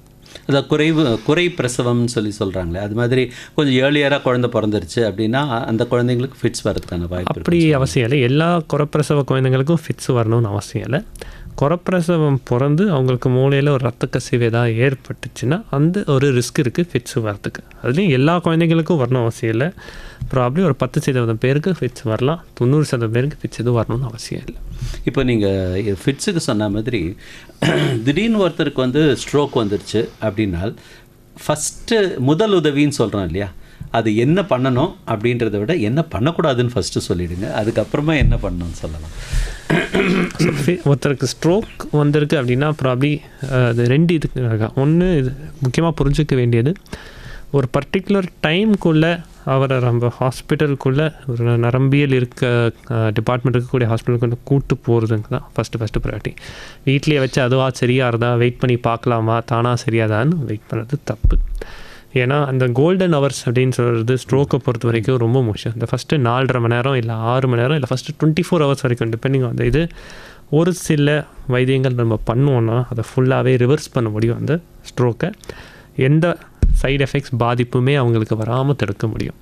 இல்லாட்டா அந்த ஸ்ட்ரோக் வந்துடுச்சுன்னா ஒரு லைஃப் லாங் அவங்களுக்கு அது வந்து ஒரு டெஃபிசிட்டாக இருந்து அதுலேருந்து ஒருத்தர் காலர் சொன்ன மாதிரி எனக்கு வலி இருக்குது, நடக்க முடியல, உட்காண்டே இருக்குது, இந்த தொந்தரவு வரும். ஸோ ஒரு ஸ்ட்ரோக்குன்ற டவுட் இருந்ததுன்னா வெயிட் பண்ணாதீங்க, ஹாஸ்பிட்டல் கூப்பிட்டு போங்க. இவர் சொன்னார் அவர் சொன்னாருன்னு கேட்டு தயவுசெய்து வெயிட் பண்ணாதீங்க. நீங்களே வீட்டில் மருந்தும் வாங்கி கொடுக்காதீங்க, இல்லை ஃபார்மசியில் ஏதாவது மருந்து வாங்கி கொடுக்காதீங்க. டவுட் இருந்தால் செக்கப்புக்கு எமர்ஜென்சிக்கு கூப்பிட்டு போங்க, ரிஸ்க் எடுக்காதீங்க. சரிங்களா? அதே மாதிரி 2வது அவருக்கு வந்து பிபி இருக்குது, சுகர் இருக்குது, எதாவது இருக்குது, இந்த மாதிரி தொந்தரவு இருக்குன்னா இந்த ஸ்ட்ரோக் மிமிக்ஸ் அப்படின்னு ஒரு சில இது சொல்லுவோம். அதாவது ஸ்ட்ரோக்காக இல்லாமையும் இருக்கலாம், ஸ்ட்ரோக்காகவும் இருக்கலாம். பட் இந்த சுகர் பிபி இருக்கிறவங்களுக்கு அது ஸ்ட்ரோக் இல்லாமையே அது மாதிரி ஒரு சில மாற்றங்களும் வரலாம். ஸோ அதுதான் இருக்கா இல்லை ஸ்ட்ரோக்காங்கிறது அதே மாதிரி நீங்கள் வீட்டில் கண்டுபிடிக்கிறது கஷ்டம். எதுவாக இருந்தாலும் ஹாஸ்பிட்டலில் போய் பார்க்குறது பெட்டர் ஆப்ஷன். ஹாஸ்பிட்டல் போன உடனேவும் ஒரு சில பேருக்கு என்னென்ன மருந்து மாத்திரை வச்சுருக்காங்கன்னு டாக்டருக்கு கண்டிப்பாக தேவைப்படும் தெரியறதுக்கு. அதனால் அதை வீட்டில் வச்சுட்டு போகாதீங்க. ஹாஸ்பிட்டல் கூப்பிட்டு போகிறீங்கன்னா என்னென்ன இது வரைக்கும் மருந்து எடுத்துருக்காரு, என்ன பண்ணியிருக்காரு, எல்லா டீட்டெயில்ஸும் கையில் கொண்டு போக வேண்டியிருக்கும். ஹாஸ்பிட்டல் போனால் ஃபஸ்ட் ஸ்டெப் பேஷண்ட்டை செக் பண்ணிவிட்டு ஒரு ஸ்கேன் சஜஸ்ட் பண்ணுவாங்க. அந்த ஸ்கேனை பார்த்துட்டுறா இந்த ஸ்ட்ரோக் ரிவர்ஸ் பண்ணுறதுக்கான மருந்து கொடுக்கணுமா வேணாமான்னு அவங்க முடிவு பண்ணுவாங்க. ஸோ எனி இஷ்யூ டவுட் இருந்ததுன்னா ஹாஸ்பிட்டல் கூப்பிட்டு போய் செக் பண்ணிவிட்டு அதுக்கு அடுத்தது நீங்கள் இது பண்ணணுமா வேணாமா டாக்டரோட டிஸ்கஸ் பண்ணுங்கள். நீங்களே வீட்டில் முடிவு எடுக்காதீங்க. நேயர்களே கேட்டுக்கிட்டிங்களா? ரொம்ப முக்கியமான ஒரு விஷயத்தை வந்து டாக்டர் வந்து ரொம்ப சிம்பிளாக சொல்லியிருக்கிறாரு. நம்ம வந்து அதை மனசில் வச்சுக்கணும். ஏன்னா அந்த கோல்டன் ஹவர் அப்படின்னு சொல்லக்கூடிய அந்த முக்கியமான அந்த 24 மணி நேரம் 4.5 மணி நேரத்துலேருந்து 24 மணி நேரத்துக்குள்ளே நம்ம வந்து கூட்டிகிட்டு போயிடணும், நம்ம எதுவும் பண்ணக்கூடாதுன்றது தான் நம்ம வந்து தெரிஞ்சுக்க வேண்டியது. இந்த ஸ்ட்ரோக்குக்கு வந்து சிம்டம்ஸ்ன்னு சொல்லக்கூடிய பொதுவாக மனுஷங்களை யார் வேணாலும் பார்த்தாலும் தெரிஞ்சுக்கக்கூடிய சிம்டம்ஸ் என்ன சார் இருக்குது? அதுக்கு நிறையவே சிம்பிள் இது சொல்லுவாங்க, ஒரு சில அக்கரம்ஸ்ன்னு சொல்லுவாங்க. முக்கியமானது கை இல்லை கால் திடீர்னு உபயோகப்படுத்த கஷ்டமாக இருக்குது, இல்லை வாய் திடீர்னு கோணிக்குது ஒரு பக்கமாக, பேசினா வாய் கோணலாக இருக்குது, இல்லை பேச்சு வரல, இல்லை கண் பார்வை தெரியல, திடீர்னு ஒரு கண் தெரியல மங்களாக இருக்குது, இதில் இல்லை ஃபிட்ஸ் வருது. இது எதுவாக இருந்தாலுமே ஏஜை பொறுத்து ஸ்ட்ரோக்காக இருக்கலாமா என்னங்கிறது அறிகுறிகள் இதுதான் தெரியணும். இது வந்து ஒரு சில இடத்துல வார்னிங் மாதிரி வந்துட்டு நார்மல் ஆகிடலாம். ஸோ அவங்க என்ன நினைப்பாங்க, ஒரு சில பேஷண்ட் எனக்கு இந்த மாதிரி கொஞ்சம் நேரத்துக்கு அப்படி இருந்தது, அதுக்கப்புறம் அதுவாக சரியாயிடுச்சு, அதனால் எனக்கு எந்த பிரச்சனை இல்லைன்னு நினைப்பாங்க. அதுவும் தப்பு. ஸ்ட்ரோக் ஒரு சில பேருக்கு ஒரு வார்னிங் கொடுக்கும், இந்த மாதிரி எனக்கு வர வாய்ப்புகள் இருக்குது, ஆனால் ப்ராப்ளி இப்போதைக்கு நான் வரல அப்படின்னு. ஸோ அந்த வார்னிங் சைன் நம்ம கேட்ச் பண்ணி அலட்சியமாக எடுத்துக்காமல் அப்பயும் டாக்டரை பார்த்து கன்சல்ட் பண்ணி கேட்டுக்கிறது சேஃப். ஏன்னா இந்த வார்னிங் சைன் இருக்கும்போதே ட்ரீட் பண்ணோன்னா முழு ஸ்ட்ரோக்காக வராமல் தடுக்கிறதுக்கான வாய்ப்புகள் நிறையா இருக்குது. ஆனால் அந்த வார்னிங் சைனை நம்ம இக்னோர் பண்ணிவிட்டு முழு ஸ்ட்ரோக்காக வந்துச்சுன்னா அந்த கை காலோட செயல்பாடு போயிடுச்சுன்னா திருப்பி ரெக்கவர் ஆகிறதுக்கான வாய்ப்புகள் ரொம்ப கஷ்டமாக இருக்கும். So prevention is better then cure அப்படின்னு நம்ம சொல்கிற மாதிரி எனி சைன் உங்களுக்கு டவுட்டாக இருக்குன்னா இக்னோர் பண்ணாதீங்க. டாக்டர் வாட்டி கன்சல்ட் பண்ணிவிட்டு அவரோட கன்கரன்ஸோடு என்னவோ பண்ணுங்க அதுக்கேற்ற மாதிரி. Thank you doctor. இப்போது பொதுவாக வந்துட்டு ஒரு குளிர் காலத்தில் கொஞ்சம் எல்டர்லி பீப்புள் அவங்களுக்கெல்லாம் வந்துட்டு இந்த கையில் காலெல்லாம் கிராம்ப்ஸ் வரா மாதிரி அப்படியே ஸ்டிஃப் ஆகிடுதுக்கு, அது கூட வந்து ஸ்ட்ரோக்குடைய அறிகுறியாது? இந்த பர்டிகுலர் பீரியடில் டைமில் வந்துட்டு இம்ப்ரூவ் ஆகுது ஸ்ட்ரோக் அறிகுறின்னு சொல்ல மாட்டோம். கிராம்ப்ஸுங்கிறது நம்ம சொல்கிறது என் வீட்டில் எங்கள் பாட்டிக்கும் சொல்லுவாங்க இதே தான். இல்லை உங்கள் பாட்டி பற்றி தெரியல, எனக்கே அப்பப்போ கையில் கிராம்ப்ஸ் வருது சார். ஆக்சுவலாக இந்த உடம்புல கால்சியம் சத்து இல்லை மெக்னீஷியம் சத்து கம்மியாக இருக்குது அப்படின்னா இந்த கிராம்ப்ஸுங்கிறது வரும். இப்போ நீங்கள் சொல்கிற மாதிரி இதுதான் காரணம்னு நம்ம சொல்கிறது டாக்டர் செக் பண்ணி எக்ஸாமின் பண்ணிகிட்டே சொல்கிறது இஸ் பெட்டர். ஏன்னா இந்த கிராம்ஸுங்கன்னா வெறும் மாத்திரை சப்ளிமெண்டேஷன் கால்சியம் மெக்னீஷியம் கொடுத்தாலே போகிறோம், வேறு எதுவுமே அதுக்கு தேவையில்லை. பட் இது கிராம்ஸே இன்னும் பரவுது ஜாஸ்தி ஆகுது அப்படின்னா அது கிராம்ஸாக இருக்கணும் அவசியம் இல்லை. நீங்கள் சொல்கிற மாதிரி ஸ்ட்ரோக்கான அறிகுறியாக இருக்கலாம், இல்லை ஃபிட்ஸுக்கான சம்டைம்ஸ் மேனிஃபெஸ்டேஷனாக கூட இருக்கலாம். ஸோ அதை செக் பண்ணிவிட்டு இதுதான் கிராம்ஸ் தானே கவலையே படாமல் மாத்திரை சாப்பிட்டா போகிறோம், வேறு எதுவுமே தேவைப்படாது. ஏன்னா தூக்கத்தில் தூங்கிட்டு இருக்கும்போது கூட கால் இருக்கிற மாதிரி இருக்கும், சொல்லுவாங்க எழுந்து நின்று அது காலை வந்து கொஞ்சம் உதறுன்னுவாங்க, உதறணும்னா அது கிராம்ஸ் மாதிரி தான் இருக்கும், அது ஸ்ட்ரோக்கான அறிகுறியே கிடையாது அந்த மாதிரி இருக்குது. பட் அந்த காலை உதறிட்டு திருப்பியும் அந்த கால் மறுத்து போன மாதிரி இருக்குது, இல்லை உபயோகப்படுத்த வரல அப்படின்னா ஸ்ட்ரோக்கான அறிகுறிகளாக இருக்கலாம். ஏன்னா நிறையா பேருக்கு இந்த ஸ்ட்ரோக்கு பொறுத்த வரைக்கும் ரத்தம் ஓட்ட பாதிப்பு இருக்கிற ஸ்ட்ரோக்குன்னு பார்த்தீங்கன்னா நைட்டு தூங்கும் போது நல்லா தூங்க போயிருக்கோம், ஆனால் காலையில் எழுந்தும் போது இந்த கை கால் எனக்கு வரல அப்படின்னு தான் சொல்லுவாங்க. ஏர்லி மார்னிங் ஸ்ட்ரோக் அப்படின்னு சொல்லுவாங்க. அன்ஃபார்ச்சுனேட்லி இந்த மாதிரி இருக்கிற ஸ்ட்ரோக்குக்கு இந்த ரிவர்ஸ் பண்ணுற மருந்து கொடுக்கறதுக்கான ரிஸ்க்கு ரொம்ப சான்ஸ் கம்மி. ஏன்னா எத்தனை மணிக்கு இது ஏற்பட்டுதுன்னு நம்மளுக்கு தெரியாது. ஸோ அதனால் நைட்டில் இந்த மாதிரி நீங்கள் ஃபீல் பண்ணுறீங்க, பட் கால் உதறிட்டு பரவாயில்ல நல்லா இருக்குன்னா ஓகே, பட் அது இன்னும் அதே மாதிரி தான் இருக்குது, கால் யூஸ் பண்ண வரல, இல்லை ஒரு மருத்துவ மாதிரி இருக்குது, டவுட் இருக்குன்னா வீட்டில் வேறு யாராவது எழுப்பி விட்டுட்டு கேட்டுட்டு என்ன பண்ணணும் டாக்டர்னாலும் கன்சல்ட் பண்ணுங்கள், இக்னோர் பண்ணக்கூடாது. Thank you sir. நேயர்கள் லைனில் இருக்காங்களா? நேயர்களே, இது உங்கள் நேரம், வாங்க டாக்டர் கிட்ட டவுட் கேளுங்க. வணக்கம், பேசுங்க, இது ஹலோ டாக்டர் நிகழ்ச்சி.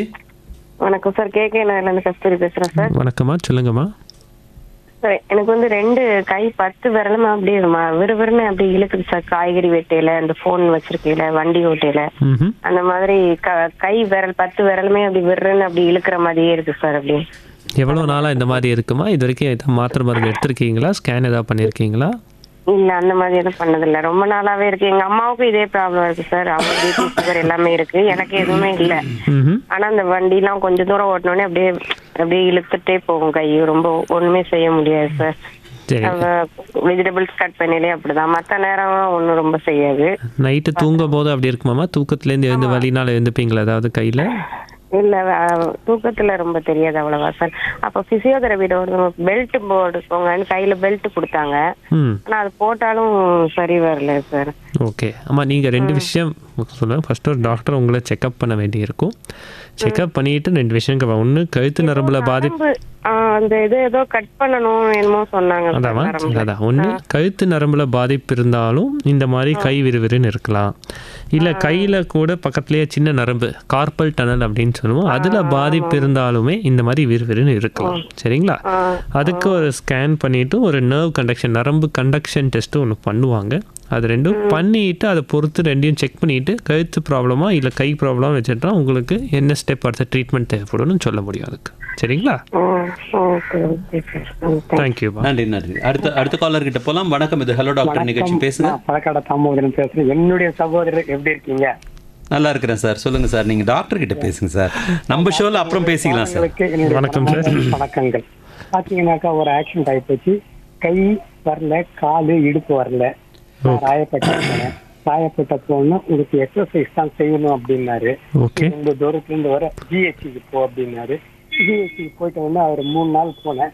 நீ வரக்கவில்ல, நீ நல்லா செய்யற, பாசிட்டிவ் எண்ணங்கள் இருக்கு, வீட்டிலே நீ செய்துட்டு 1 மாசம் பொறுத்து வா அப்படின்னாரு.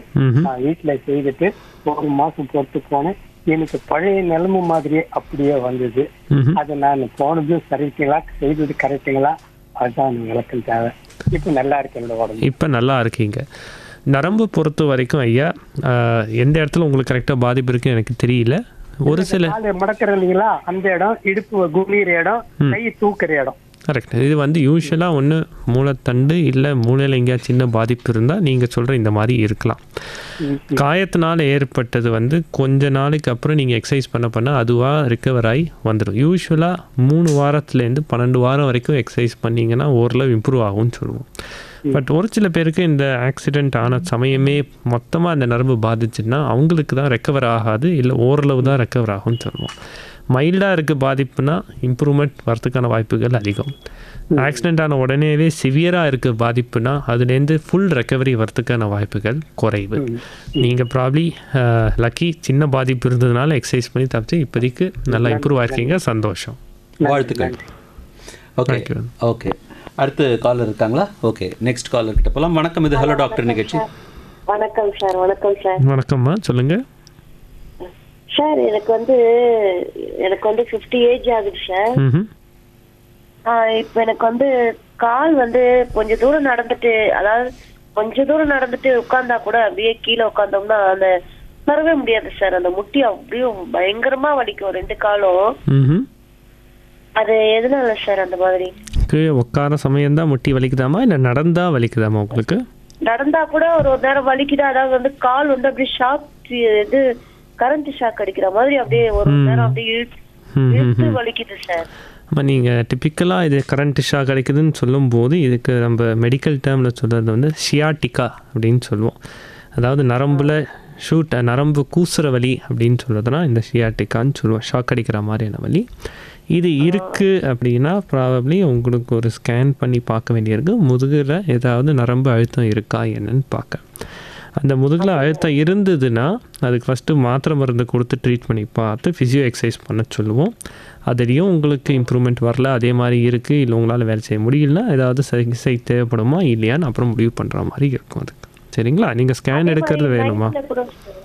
அதே மாதிரி நைட்ல கூட சார், நைட்ல கூட தூங்கிட்டு காலையில எழுந்திருக்கும் போது எழுந்திருக்கவே முடியல சார். ஸ்டிஃபாக இருக்கும், டைட்டாக இருக்கும் பின்னாடி. ஆமா சார். அப்படின்னா நீங்கள் கண்டிப்பாக அதான் இது வந்து முதுகு தண்டுவடம் அந்த இடத்துல உங்களுக்கு தேய்மானத்தினால வரக்கூடிய பிரச்சனையாக இருக்கலாம். ஸ்கேன் எடுத்து பார்த்தா உங்களுக்கு ஒரு ஐடியா வரும். அதில் என்ன பண்ணணும்னு அதை பார்த்துட்டு டாக்டர் உங்களுக்கு அட்வைஸ் கொடுக்க முடியும் அதுக்கேற்ற மாதிரி. Okay sir. சரிங்களா? நன்றி. Thank you sir. நன்றி நன்றி நன்றி. அடுத்த காலர் கிட்ட போகலாம். வணக்கம், இது ஹலோ டாக்டர் நிகழ்ச்சி. பேசுங்க டாக்டர் கிட்ட. வணக்கம் சார், ரொம்ப நன்றி சார். இந்த மாதிரி நிகழ்ச்சி நடத்துறது எனக்கு ரொம்ப பிடிக்குது. நன்றி. எனக்கும் இந்த ஆப்பர்ச்சுனிட்டி கொடுத்ததுக்கு ரொம்ப நன்றி. எனக்கு கூட ரொம்ப பிடிச்சிருக்கு சார். கோல்டு முன்னெல்லாம் டாக்டர் இது வந்து அப்படியே அவங்க போயிடுவாங்க, எங்களுக்கு புரியாது. எங்க சதவீதத்துக்காக நல்லதா ஒரு நிகழ்ச்சி நடத்துறீங்க. சந்தோஷமா சார். கொஞ்சம் உங்க ரேடியோ வால்யூம் கொஞ்சம் குறைச்சி வச்சுங்க பிரதர். சார் ஸ்டோக் கரெக்டாக 3 வருஷம் சார் எனக்கு. சரிங்க சார். லெஃப்ட் கை கால் சுத்தமா வரல, ஏன் நட முடியல. இப்போ ட்ரீட்மெண்ட் தான் இருக்கேன், மாத்திரை சாப்பிட்டுங்கிறேன். எஸ் சார், நம்மளை காமிச்சேன், கொடுத்தாங்க. அது டிஸ்சார்ஜ் பண்ணலாம் ஒரு டாக்டர்கிட்ட. இது காணொலி காட்சி மூலம் ட்ரீட்மெண்ட் எடுத்துருங்க. தஞ்சாவூர் வாட்சலிங்கம் ஹாஸ்பிட்டல்னு அவங்க மாத்திரலாம் கொடுத்துருக்காங்க, சாப்பிட்டுருக்கேன். இன்னும் அவ்வளோ ஒன்றும் தெரியல சார். ரொம்ப வலிக்குது பயங்கரமா, எழுந்து நடக்க முடியல, சுத்தமா கை கால் வர மாட்டேன் சார், நடக்க முடியல சார். ரொம்ப ஒரு 10 அடி கோழி நடக்கிறேன், அவ்வளோதான், நடந்து போய் உட்கார, அவ்வளோதான் சார். கரெக்டாக. அன்ஃபார்ச்சுனேட்லி ஐயா உங்களுக்கு ஸ்ட்ரோக் வந்திருக்குன்னு சொல்கிறீங்க. இதுதான் நான் முன்னாடியும் சொல்லியிருந்தேன். இந்த ஸ்ட்ரோக் வந்துடுச்சுன்னா நரம்புகள் இறந்து போகிறதுன்னு அர்த்தம். இது வந்து நான் நரம்புலாம் இறக்கல சார். தட்டி பார்த்துக்கிறேன் சார், அதெல்லாம் ஒன்றும் பிரச்சனை கிடையாது. இல்லை அப்படி இல்லை, இது அப்படி தட்டி பார்க்கறது இல்லை ஐயா. மூளையில் நரம்பு வந்து அந்த இடம் வந்து செயல்படலைன்னு அர்த்தம். ஆமாம், மூளையில் ரத்த கசிவுன்னு சொன்னாங்க சார். கரெக்ட். ஸோ அந்த நரம்பு செயல்படாத போது அதுக்கு சுற்றி இருக்கிற நரம்புகள் அது என்ன வேலை அந்த நரம்பு செஞ்சுதோ அதை பண்ண ஆரம்பிக்கும். புரியுதா? அதனால் உங்களுக்கு இம்ப்ரூவ்மெண்ட்டுங்கன்னு வருதுங்கிறது 100% வராது. ஏன்னா அந்த நரம்பு செயல்படலை. சுற்றி இருக்கிற நரம்பு அந்த வேலையை செய்ய ஆரம்பிக்கும் போது ஒரு 50லேருந்து 90% வரைக்கும் ரெக்கவரி வரதுக்கான வாய்ப்புகள் இருக்குது. ஆனால் அது மருந்து மாத்திரை மட்டும் போடாது, எக்ஸசைஸும் பயிற்சியும் ரெகுலராக பண்ண வேண்டியிருந்தோம், அப்போ தான் வரும். இந்த மருந்து சாப்பிட்றதுனால உங்களுக்கு ரெக்கவரி வரும்னு எதிர்பார்த்தீங்கன்னா அப்படி கிடையாது. இந்த மருந்து எதுக்கு கொடுத்துருப்பாங்கன்னா முக்கால்வாசி நேரம் திருப்பி ஸ்ட்ரோக் வராமல் தடுக்கிறதுக்கு தான் முக்கியமான காரணம். ரெண்டாவது, நரம்புகளுக்கு கொஞ்சம் சத்து தேவைப்படும்னு சொல்லி ஒரு சில மருந்து கொடுத்துருப்பாங்க. சரிங்களா? நீங்கள் பயிற்சி எக்ஸசைஸ் பண்ண தான் உங்களுக்கு இம்ப்ரூவ்மெண்ட் ஓரளவு வரும். அது ஏன் வரும்னா, சுற்றி இருக்கிற நரம்பு இந்த வேலையை செய்ய ஆரம்பிக்கும் போது அந்த மாதிரி வரும். ஆனால் 100% வரத்துக்கான வாய்ப்புகள் ரொம்ப குறைவு ஐயா. அதான் சார், ரொம்ப வசதி கம்மி சார். எங்கள் ஊர் நான் கிராமத்தில் இருக்கிறேன் சார். எனக்கு வசதி வாய்ப்பு கம்மி. பிசியோ எடுக்கலாம் பார்த்தா யாரும் வரமாட்டாங்க. பிசியோ கூட வரமாட்டாங்க சார் இங்கே இருக்குது. இதுக்கு ஃபிசியோங்கிறது நீங்கள் அங்கே போய் தான் பண்ணணும்னு இல்லை ஐயா. நீங்கள் என்ன எக்ஸசைஸ் அங்கே ஃபிசியோ சொல்லி கொடுக்குறாங்களோ அது நீங்கள் வீட்டில் உட்காண்டே பண்ணலாம் அந்த எக்ஸசைஸை. நான் அதை கை காலெல்லாம் மடக்கி நீட்டி அதெல்லாம் பண்ணுறேன் சார். எல்லாம் பண்ணிக்கிறேன் சார் நான். அதெல்லாம் நீங்கள் பண்ண தான் உங்களுக்கு ஃப்ரீ ஆகும். இல்லாட்டா டைட்டாகி அப்படியே வரைச்சி போகிற மாதிரி நின்றுச்சுன்னா அது இம்ப்ரூவ் ஆகாது. அதனால தான் எக்ஸசைஸ் பண்ணிகிட்டே இருக்கணும்னு சொல்லுவோம். நீங்களே பண்ணலாம், ஃபிசியோ தான் பண்ணணும்னு இல்லை. கற்றுட்டு நீங்களே வீட்டில் அதே எக்ஸசைஸை பண்ணுறது ஒரு வேலைன்னு அவசியம் இல்லை. 2 வேலையும் பண்ணலாம், 3 வேலையும் பண்ணலாம். உங்களுக்கு இப்போல்லாம் டைம் கிடைக்குதோ பண்ணணும். கரெக்டையா? அதுதான் பண்ணணும். என்ன ஒன்று கீழே போட்டுங்க சார். பெட்டு கிடையாது, கட்டில் போட்டுக்கல சார். அதான் பிரச்சனையாக இருக்குது. பெட்டில் இருந்தால் இன்னும் கொஞ்சம் உங்களுக்கு கம்ஃபர்டபுளாக இருக்கும் ஐயா. ஏன்னா கீழே படுத்து எனக்கு கஷ்டமாக இருக்கும். வாய்ப்பு இல்லை சார். கொஞ்சம் ஃபேமிலி கொஞ்சம் பிரச்சனை, அதுக்காக யோசனை பண்ணுவாங்க. புரியுது ஐயா, புரியுது. பட் முடிஞ்ச வரைக்கும் ட்ரை பண்ணுங்க எக்ஸசைஸ், விடாதீங்க எக்ஸசைஸை. அப்புறம் சார், வாய் வந்து அடிக்கடி லெஃப்ட் சைடு வந்து நல்லா இழுக்கு, நல்லா லெஃப்ட் சைடில் வாய் கோணலாம் இழுக்கு சார். ஆமாம், ஏன்னா உங்களுக்கு ப்ராப்ளி அந்த பக்கவாதம் ரைட் சைடில் வந்திருக்கா? லெஃப்ட் சைடில் சார். பக்கவாதம் லெஃப்ட் சைடில் வந்திருக்குல்ல, லெஃப்ட் பக்கம் இருக்குதா ரைட் பக்கம் வாய் இருக்குதா இருக்கும்? ஏன்னா லெஃப்ட் பக்கம் இருக்கு சார். வாய் வலது பக்கம் இருக்குல்ல சார். லெஃப்ட் சைடு தான் இருக்குது. பக்கவாதம் வந்ததும் லெஃப்ட் சைடில். எந்த கை கால் உங்களுக்கு வரல? லெஃப்ட் கை கால் வரல. அண்ட் வாய் இழுக்கிறதும் லெஃப்ட் சைடு தான் இருக்குதா? ஆமாம் சார், ஆமாம் சார். அப்படின்னா ப்ராப்ளி இன்னும் கொஞ்சம் மூணு தண்டு கிட்ட எங்கேயா பாதிப்பு இருந்திருக்கும். அதனால தான் அப்படி இருக்கும். அதுக்கும் உங்களுக்கு எக்ஸசைஸ் ஃபிசியோ பண்ணி கொஞ்சம் இம்ப்ரூவ்மெண்ட்டுக்கு வர வைக்க முடியும். அதுக்கான பயிற்சி, வாய்க்கான எக்ஸசைஸும் தனித்தனியாக இருக்குது. இந்த ஃபேஷியல் மசில்ஸ்ன்னு சொல்கிற மூஞ்சி எக்ஸ்பிரஷனுக்கான மசிலுக்கும் எக்ஸசைஸ் சொல்லி கொடுப்பாங்க. அதையும் நீங்கள் வீட்டிலேயே பண்ணலாம். வாய் வந்து அடிக்கடி என்ன பண்ணுறது, அந்த மாதிரி வந்து இப்படி இது அழுவு காட்டுற மாதிரி வந்து கோணம் பண்ணிங்க சார். இப்படி ரைட் சைடில் இது பண்ணுறது சார். ரைட் சைடில் அந்த ஒரு டூத் பேஸ்ட் விளம்பரத்து கூட தராங்க பாருங்க, இந்த ஷேவிங் விளம்பரத்து கூட அந்த மாதிரி பண்ணுறது சார். கோணம் இந்த என்னது அழுக்கு காட்டுற மாதிரி பண்ணிங்க சார். அப்படி நீங்களா பண்ணதோட ஒரு வாட்டி ஃபிசியோதெரப்பி பார்த்து அவங்க சொல்லி கொடுக்குற பயிற்சியை பண்ணீங்கன்னா இன்னும் கொஞ்சம் நீங்கள் பெட்டராக இருக்கும் உங்களுக்கு. சரிங்களா? பண்ண சொல்ல தானே கொஞ்சம் மொத்தம் நல்லா ஆயிடுச்சு சார். சந்தோஷம். நன்றி. டாக்டர் சொல்லியிருக்கிறாரு. நீங்கள் வந்து அவர் சொன்னதை நல்லா மனசில் வாங்கிக்கிட்டு நீங்கள் வந்து கேட்டு அது பிரகாரம் நீங்கள் ஃபாலோ பண்ணணும். ஓகேவா? இப்போ அடுத்த காலர் இருக்கார் லைனில். அவருக்கு நம்ம கொஞ்சம் இடம் விடலாமா? வணக்கம், இது ஹலோ டாக்டர் நிகழ்ச்சி, பேசுங்க. வணக்கம் சார். வணக்கம் சார், சொல்லுங்க. என்னோட பையனுக்கு வந்து 23 வயசு ஆகுது சார். பேசுங்க சார். வாய் வந்து ரைட் சைடு கோணையா போகுது சார். வாய் ஒரு சைடு கோணலா இருக்கு, பேச முடியலையா சார்? பேசும்போது வாய் வந்து ரைட் சைடு கோணையா போகுதுங்க சார். ஓகே, எவ்வளோ நாளாக எப்படி இருக்கு? ஒரு 6 மாசமா இருக்குங்க சார். 6 மாசத்துக்கு முன்னாடி டாக்டர் ஏதாவது பார்த்து அதுக்கான மாத்திரை ஏதாவது கொடுத்தாங்களா ஐயா? இல்லைங்க சார். இப்போ அந்த 6 மாசத்துக்கு நான் கண்டுபிடிச்சி இப்பதான் கூப்பிட்டு போனேன் கோமந்தூர் ஹாஸ்பிட்டல்ல. அவங்க முதல்ல சிடி ஸ்கேன் எடுக்க சொன்னாங்க. அது சரியா தெரியுது. எம்ஆர்ஐ எடுக்க சொன்னாங்க. ஓகே, இசிஜி எடுக்க சொன்னாங்க. சரி, எல்லாத்துலயுமே வந்து நார்மல் தான் காட்டுச்சு. ஓகே. அப்ப டாக்டர் என்ன சொன்னாருன்னா, டேப்லெட் சாப்பிடுங்க 3 மாசத்துக்கு. அதுக்கப்புறமா எப்படி இருக்குன்னு பார்த்துக்கிட்டு என்ன பண்ணணும்னு பார்க்கலாம் அப்படி. சரிங்க சார். நார்மலாக இந்த மூஞ்சியில் நரம்பு ஒரு பக்கம் இழுக்குது அப்படின்னு சொன்னாங்கன்னா அதுக்கு 2 விஷயம் காரணமாக இருக்கலாம். இந்த நீங்கள் சொல்கிற வயசில், தம்பியோட 23 வயசில், ஒன்று சொன்ன மாதிரி தலையில் ஏதாவது கட்டி இருக்கு ஏதாவது இருந்ததுன்னா அதனால இந்த மாதிரி பாதிப்பு வரலாம். அதுக்கு தான் ஸ்கேன் பண்ணி பார்த்துருப்பாங்க. அது இல்லாதது சந்தோஷம். இஜிங்கிறது எதுக்கு பண்ணியிருக்காங்கன்னா ஃபிட்ஸ் மாதிரி எதாவது இருக்கான்னு சொல்லி பார்க்க பண்ணியிருப்பாங்க. அதுவும் நார்மலாக இருக்குன்னா சந்தோஷம். பட் சாதாரணமாக நம்ம காலையில் இந்த குளிரில் ஒரு சில வாட்டி ஜில் காற்று காதில் படும்போது ஒரு சில பேருக்கு இந்த மாதிரி இந்த நரம்பு பாதிப்பு ஏற்படும். ஏன்னா இந்த நரம்பு ரொம்ப வாய்க்கு அந்த அட்மாஸ்பியருக்கும் பக்கத்துலேயே இருக்கிறதுனால இந்த ஜில் காற்று படும்போது அந்த நரம்பு பாதிப்பு ஏற்படலாம். இல்லை ஏதாவது வைரல் இன்ஃபெக்ஷன் வந்தால் கூட இந்த நரம்பு பாதிக்கப்படலாம். இது பெல்ஸ் பால்சி அப்படின்னு சொல்லுவாங்க. சரி சரிங்க சார். அதுக்கு இந்த யூஸ்வலாக மருந்து சீக்கிரமாகவே கொடுத்துருப்பாங்க. பட் நீங்கள் 6 மாதம் கழிச்சு தானே ஆனாலும் ட்ரை பண்ணியிருப்பாங்க மருந்து. ஒரு லெவலுக்கு மேலே மருந்துக்கு அப்புறமும் எக்ஸசைஸ் ஃபிசியோ பண்ண சொல்லுவாங்க. அதுக்கும் ஒரு நரம்பு டெஸ்ட்டு பண்ணி பார்ப்பாங்க. அந்த நரம்பு எந்த அளவுக்கு பாதிச்சிருக்கு, தசைகள் எந்த அளவுக்கு பாதிச்சிருக்குன்னு அதை பொறுத்து எவ்வளோ தூரம் இம்ப்ரூவ்மெண்ட் வரும், எவ்வளோ தூரம் டைம் ஆகும் இம்ப்ரூவ்மெண்ட்டுக்குன்னு ஒரு அளவுக்கு அவங்க சொல்ல முடியும்.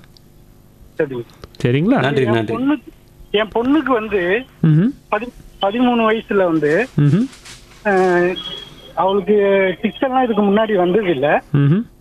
வீட்டுல தனியா இருந்தது. அந்த அவளுக்கும் சொல்லுங்க, எங்களுக்கு தெரியாம நாங்க விட்டுட்டோம். லாஸ்ட்ல பிக்ஸ் மாதிரி வந்து மண்டையில தலையில மூளையில வந்து ரத்த கசிவு ஏற்பட்டு ஒரு வாரம் ஹாஸ்பிட்டல்ல வச்சிருந்து பார்த்துட்டு இறந்துருச்சு குழந்தை. அதனால எனக்கு பயமா இருக்கு, இந்த மாதிரி ஏதாச்சும் வருமா. அதுக்கு தான் தம்பிக்கும் ஸ்கேன் பண்ணியிருக்காங்க ஐயா. அது ஸ்கேனில் தொந்தரவு இல்லைன்னா அது வேற இது வேற. அன்ஃபார்ச்சுனேட்லி அவங்க பொண்ணுக்கு இருந்த பிரச்சனை வேற, இவருக்கு இருக்கிற பிரச்சனை வேற மாதிரி இருக்கு. ரெண்டும் ஒன்று மாதிரி இல்லை. சரிங்களா? நன்றி நன்றி. அடுத்த காலர் கிட்ட போலாம். வணக்கம், இது ஹலோ டாக்டர் நிகழ்ச்சி. பேசுங்க, லைன்ல இருக்கீங்க. கொஞ்சம் உங்க வாய்ஸ் கிளியரா இல்லை சார். கொஞ்சம் உங்க போனை கிட்ட வச்சு பேசுங்க. பிரகாஷ், பெரம்பூர்ல இருந்து பேசுறேன். சொல்லுங்க பிரகாஷ் சார். ஆமாங்க சார், நான் ஹார்ட் ஒர்க் தான் பண்றோம். நான் வேலை செய்யறது கஷ்டமான வேலை தான். இன்னைக்கு ரொம்ப ஸ்ட்ரெயினா ஒர்க் பண்ணிட்டோம்னா அன்னைக்கு வந்து கிராம்ப் வந்துடுது காலில். இது என்ன பண்றதுன்னு தெரியல சார். கிராம்ப் வந்துச்சுன்னா ஒரு 1/2 ஹவருக்கு மேல காலை அசைக்க முடியுது இல்லை, தூக்கத்துல வந்துருக்கு. இது எப்படி ஏதாவது இதுக்கு டேப்லெட் எடுக்கணுங்களா இல்லை ஏதாவது டாக்டர் போய் பார்க்கணுங்களா? ஒரு காலில் வருதாயா இல்லை 2 கால்லையும் வருதா இல்லை கையிலையும் வருதா?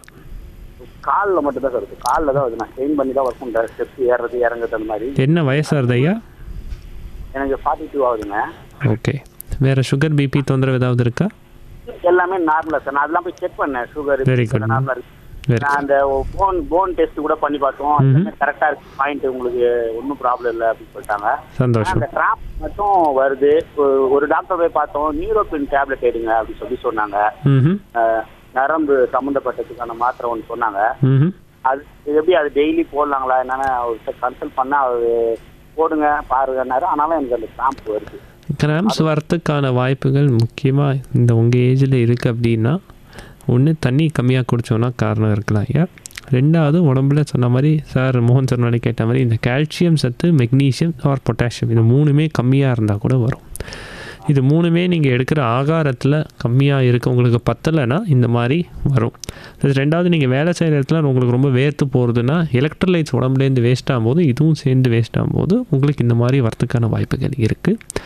ஸோ நீங்கள் எடுக்கிற ஹைட்ரேஷன் தண்ணி நிறையா குடிக்கிறதும், அதே மாதிரி இந்த இளநீர் இல்லை பால் இந்த மாதிரி இதில் நேச்சுரலாகவே இந்த கால்சியம், மெக்னீஷியம் இந்த இதெல்லாம் வரும். வாழைப்பழம் இதெல்லாம் சாப்பிடும், பொட்டாசியம்லாம் வரும். இந்த மாதிரி இது எடுக்கும்போது அதுவாக கண்ட்ரோல் ஆகிறதுக்கு வாய்ப்புகள் இருக்குது. இது ஸ்ட்ரோக் மாதிரி எனக்கு தெரியல நீங்கள் சொல்கிறது. பட் இது பர்சிஸ்ட் ஆயிருந்திருக்கு, இல்லை இன்னும் ஜாஸ்தியாக இருந்திருக்கு, பரவற மாதிரி இருக்குன்னா திருப்பி ஒரு வாட்டி டாக்டர் கன்சல்ட் பண்ணுறது நல்ல விதம். சரி, நன்றி. இன்னும் ஒரு காலர் எடுக்கலாம். நம்ம இன்னும் 5 நிமிஷம் தான் இருக்குது. இன்னும் ஒரு காலர் எடுக்கலாம். அவங்ககிட்ட கொடுங்க. வணக்கம், இது ஹலோ டாக்டர் நிகழ்ச்சி. பேசுங்க. மாலை வணக்கம் சார். வணக்கம் சார். மாலை வணக்கம் சார். ராயப்பேட்டையிலேருந்து வெங்கட்டன் பேசுகிறேன் சார். சொல்லுங்கள் வெங்கட் சார். சார் இப்போ ஃபிட் சொன்னீங்க, ஸ்ட்ரோக் சொன்னீங்க. இதுக்கு ரெண்டுத்துக்கு ரிலேட்டட் பார்க்கின்சனுக்கு என்ன sir relation? What are the symptom for Parkinson? Okay, இந்த ஃபிட்ஸுக்கும் பார்க்கின்சனுக்கும் சம்மந்தம் எதுவும் கிடையாது. ஸ்ட்ரோக்குக்கும் பார்க்கின்சனுக்கும் ஜென்ரலாக சம்மந்தம் கிடையாது. பட் ஒரு சில பேருக்கு ஸ்ட்ரோக்கு ஒரு particular part of the brain வந்தால் அது பார்க்கின்சன் மாதிரி மேனிஃபெஸ்ட் ஆகலாம். பார்க்கின்சன்ஸுங்கிறது என்னென்னா நம்ம யூஸ்வலாக ஒரு 40 வயசு இல்லை 50 வயசில் நோட் பண்ணக்கூடிய ஒரு ப்ராப்ளம். வேறு ஒருத்தர் வந்து நல்லா நடந்துருந்தார், நல்லா வேலை செஞ்சுருந்தார், திடீர்னு கிளாசிக்கலாக சொல்லணுன்னா அவரோட ஆக்டிவிட்டி ஸ்லோ ஆகிடுச்சு. நல்லா ஸ்பீடாக நடப்பார், இப்போ ரொம்ப மெதுவாக நடக்கிறாரு, ஃபாஸ்ட்டாக நடக்க முடியல. இல்லை கை ஒரு இடத்துலேருந்து எடுத்து நகர்த்தி ஒரு கிளாஸ் எடுக்கணும், இல்லை ஒரு பொருளை எடுக்கணும்னா நல்லா ஃபாஸ்ட்டாக பண்ண முடியும். இப்போ அந்த கை அசைக்கிறதுக்கே ரொம்ப கஷ்டப்படுறார், ஸ்லோவாக இருக்குது, மூவ் பண்ண முடியல. 2வது கை கால்லாம் ரோபோ மாதிரி டைட்டாக இருக்குது, ஒரு ஃப்ரீயாக மடக்கி நீட்ட முடியல. இது 3 தான் நம்ம கிளாசிக்கலாக பார்க்கின்சன் நோயான சிம்டம்ஸ்ன்னு சொல்லுவோம். பட் இது மொட்டி தான் இருக்கணும்னு அவசியம் இல்லை. இதில் எது ஒன்று இருந்தாலுமே பார்க்கின்சன் ஸ்டார்டிங்காக இருக்கலாம்னு ஒரு டவுட் இருக்கலாம். அண்ட் பார்க்கின்சன்கிறது இந்த அல்சைமர்ஸ்னு ஒரு மாதிரி முக்கால்வாசி பேருக்கு கரெக்டான காரணம் தெரியாது, பட் நரம்பு தேய்மானம் ஏற்படுறதுனால வரக்கூடிய ஒரு வியாதி. அதனால தான் ஒரு 50 வயசில் ஒரு 60 வயசு கிட்ட தான் யூஸ்வலாக ஸ்லோவாக ஸ்டார்ட் ஆகும்னு சொல்லுவோம் அந்த வயசில். நன்றி நன்றி நன்றி நன்றி. இப்போ இந்த லாஸ்ட் 4 minutes இருக்குது சார். இப்போ வந்து நான் 3வது கேள்வி கேட்கணும்னு நான் சொல்லிட்டு இருந்தேன் ரொம்ப நேரமாக. அது என்னென்னா அந்த ஆல்சைமர்ஸ் அப்படின்னு சொல்கிறேன். அது வந்து நிறைய இப்போல்லாம் சமீப காலங்களில் பத்திரிகைகளில், ரேடியோவில், டெலிவிஷனில் எல்லா இடத்துலையும் ஆல்சைமர் வியாதி அப்படின்றத பற்றி நிறைய விஷயங்கள் சொல்கிறாங்க. ஆல்சைமர்ஸ் டே கூட வந்துட்டு அப்சர்வ் பண்ணுறாங்க. பட் பொதுமக்களுக்கு அல்சைமர்னா என்னன்றது இன்னும் வந்து பெருசாக போய் ரீச் ஆச்சான்றது தெரியல. அது மக்களுக்கு புரிகிற மாதிரி சிம்பிள் லாங்குவேஜில் அல்சைமர்னா என்ன, எப்படி அதை அஃபெக்ட் பண்ணும், யாருக்கு அஃபெக்ட் பண்ணும்? ஓகே, அல்சைமர்ஸ்னு நம்ம சொல்கிறது வந்து பேசிக்கலி ஒரு முக்கியமான சிம்டம் அதில் அப்படின்னு பார்த்திங்கன்னா ஞாபக மறதி. ஒருத்தருக்கு இது யூஸ்வலாக ஒரு வயசான காலத்தில் தான் வரக்கூடியது, சின்ன வயசு கிடையாது. யூஸ்வலாக ஒரு 60 வயசு இல்லை 50 and above வரக்கூடிய ஒரு இது. இதில் பேசிக்காக பாதிப்பு என்ன நடக்குதுன்னா, பிரெயினில் டீஜெனரேட் ஆகும்போது ஒரு சில ப்ரோட்டீன்ஸ் ஜாஸ்தி பிரெயினில் தங்குது. ஒரு கசடு மாதிரி தங்கும்போது அது பிரெயினோட இந்த ஞாபக சக்தியை பாதிக்குது. பேஷண்ட் யூஸ்வலாக எல்லாருக்கும் என்ன தொந்தரவு இருக்குன்னா, டெய்லி ஞாபகம் வைக்க வேண்டிய ஒரு சில விஷயங்கள் மறந்துடுவாங்க. பழைய விஷயங்கள் நிறைய ஞாபகம் வச்சுப்பாங்க. எப்போ அவங்களுக்கு கல்யாணம் ஆச்சு, இல்லை எப்போ அவங்க பிறந்த நாள், இல்லை அவங்க குழந்தைங்களோட பிறந்த நாள், இது எல்லாமே ஞாபகம் இருக்கவே தவிர இப்போ ரீசெண்டாக சமீப காலமாக நடக்கக்கூடிய விஷயங்களை அவங்களால மைண்டில் ரெஜிஸ்டர் பண்ணி ஞாபகம் வச்சுக்க முடியல. அந்த சமயத்தில் அவங்களுக்கு தெரியும் இந்த விஷயம் நடக்கிறது என்னென்னு, பட் அது மைண்டில் போய் ஸ்டோர் ஆகிட்டு 4 நாள் கழிச்சு கேட்கும்போது அவங்களுக்கு அது ஞாபகம் வரல, ஏன்னா அது ஸ்டோர் ஆக மாட்டேன் பிரெயினில். இதுதான் அல்சைமர்ஸ்னு சொல்கிறது. பேசிக்காக சிம்பிளாக சொன்னால் ஒரு ஞாபக மறதி மாதிரியான இது ஒரு முக்கியமான சிம்டம். பட் இதே இன்னும் கொஞ்சம் ஜாஸ்தியாகும் போது behavioural issues and also mobility இஷ்யூஸ்னு ஒரு சில இது வரலாம். அதுலேயும் அது அட்வான்ஸ்டு ஸ்டேஜில் வரக்கூடிய நோய். இது வந்து ஒரு லைஃப் த்ரெட்டனிங் டிசீஸ். இதனால் அல்சைமர்ஸ் வந்தால் இறந்துடுவாங்க அந்த மாதிரி ஒரு பயனா அந்த மாதிரி கிடையாது.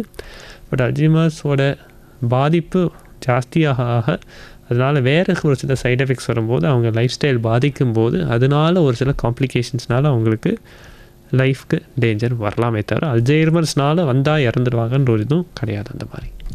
Thank you doctor. இந்த 1 மணி நேரம் வந்துட்டு நம்மக்கிட்ட நிறைய விஷயங்களை ரொம்ப பொறுமையாக, அதாவது முக்கியமான அண்டர்லைன் பண்ண வேண்டிய விஷயம் என்ன அப்படின்னு கேட்டிங்கன்னா, அந்த பொறுமையாக நம்ம நேயர்கள்கிட்டையும் சரி என்கிட்டையும் சரி நீங்கள் வந்து பொறுமையாக சொன்ன அந்த விதம் தான் வந்துட்டு ரொம்ப பிடிச்சிருந்தது. நேயர்களே, இன்றைக்கி உங்கள் சார்பாகவும் இங்கே இருக்கிற ஸ்டூடியோவில் இருக்க எல்லார் சார்பாகவும் நம்ம வந்து டாக்டர் ஹரிஷ் சந்திரா, நரம்பியல் அறுவை சிகிச்சை மருத்துவருக்கு பெரிய தேங்க்ஸ் சொல்ல வேண்டிய ஒரு கட்டாயத்தில் இருக்கிறோம். Thank you so much for coming to our show and thank you for being our chief guest in our show sir. மீண்டும் மீண்டும் நீங்கள் வந்துட்டு இன்னும் எங்களுடைய ஷோவில் அப்பப்போ வந்து இந்த மாதிரியான நல்ல முக்கியமான விஷயங்களை வந்து எங்கள் கூட ஷேர் பண்ணிக்கிறதுக்கு கட்டாயம் நீங்கள் வந்து எங்களுடைய ப்ரொப்போசல் அக்செப்ட் பண்ணிக்கணும் அப்படின்னு சொல்லி வேண்டிக்கிறேன். Okay, thank you so much doctor. Thank you for coming. Thank you sir, thank you. இந்த ஆப்பர்ச்சுனிட்டி கொடுத்ததுக்கும் நன்றி. பீப்புளோட கனெக்ட் பண்ணுறதுக்கு இது ஒரு வித்தியாசமான ஆப்பர்ச்சுனிட்டி. அது கொடுத்தது all India radio and FM ரெயின்போக்கு தேங்க்யூ. நேயர்களே, மீண்டும் நாளை பிற்பகல் 3 மணிக்கு உங்களை நான் சந்திக்கிறேன். அது வரைக்கும் tata bye bye. Cheerio from மோகன கிருஷ்ணன்.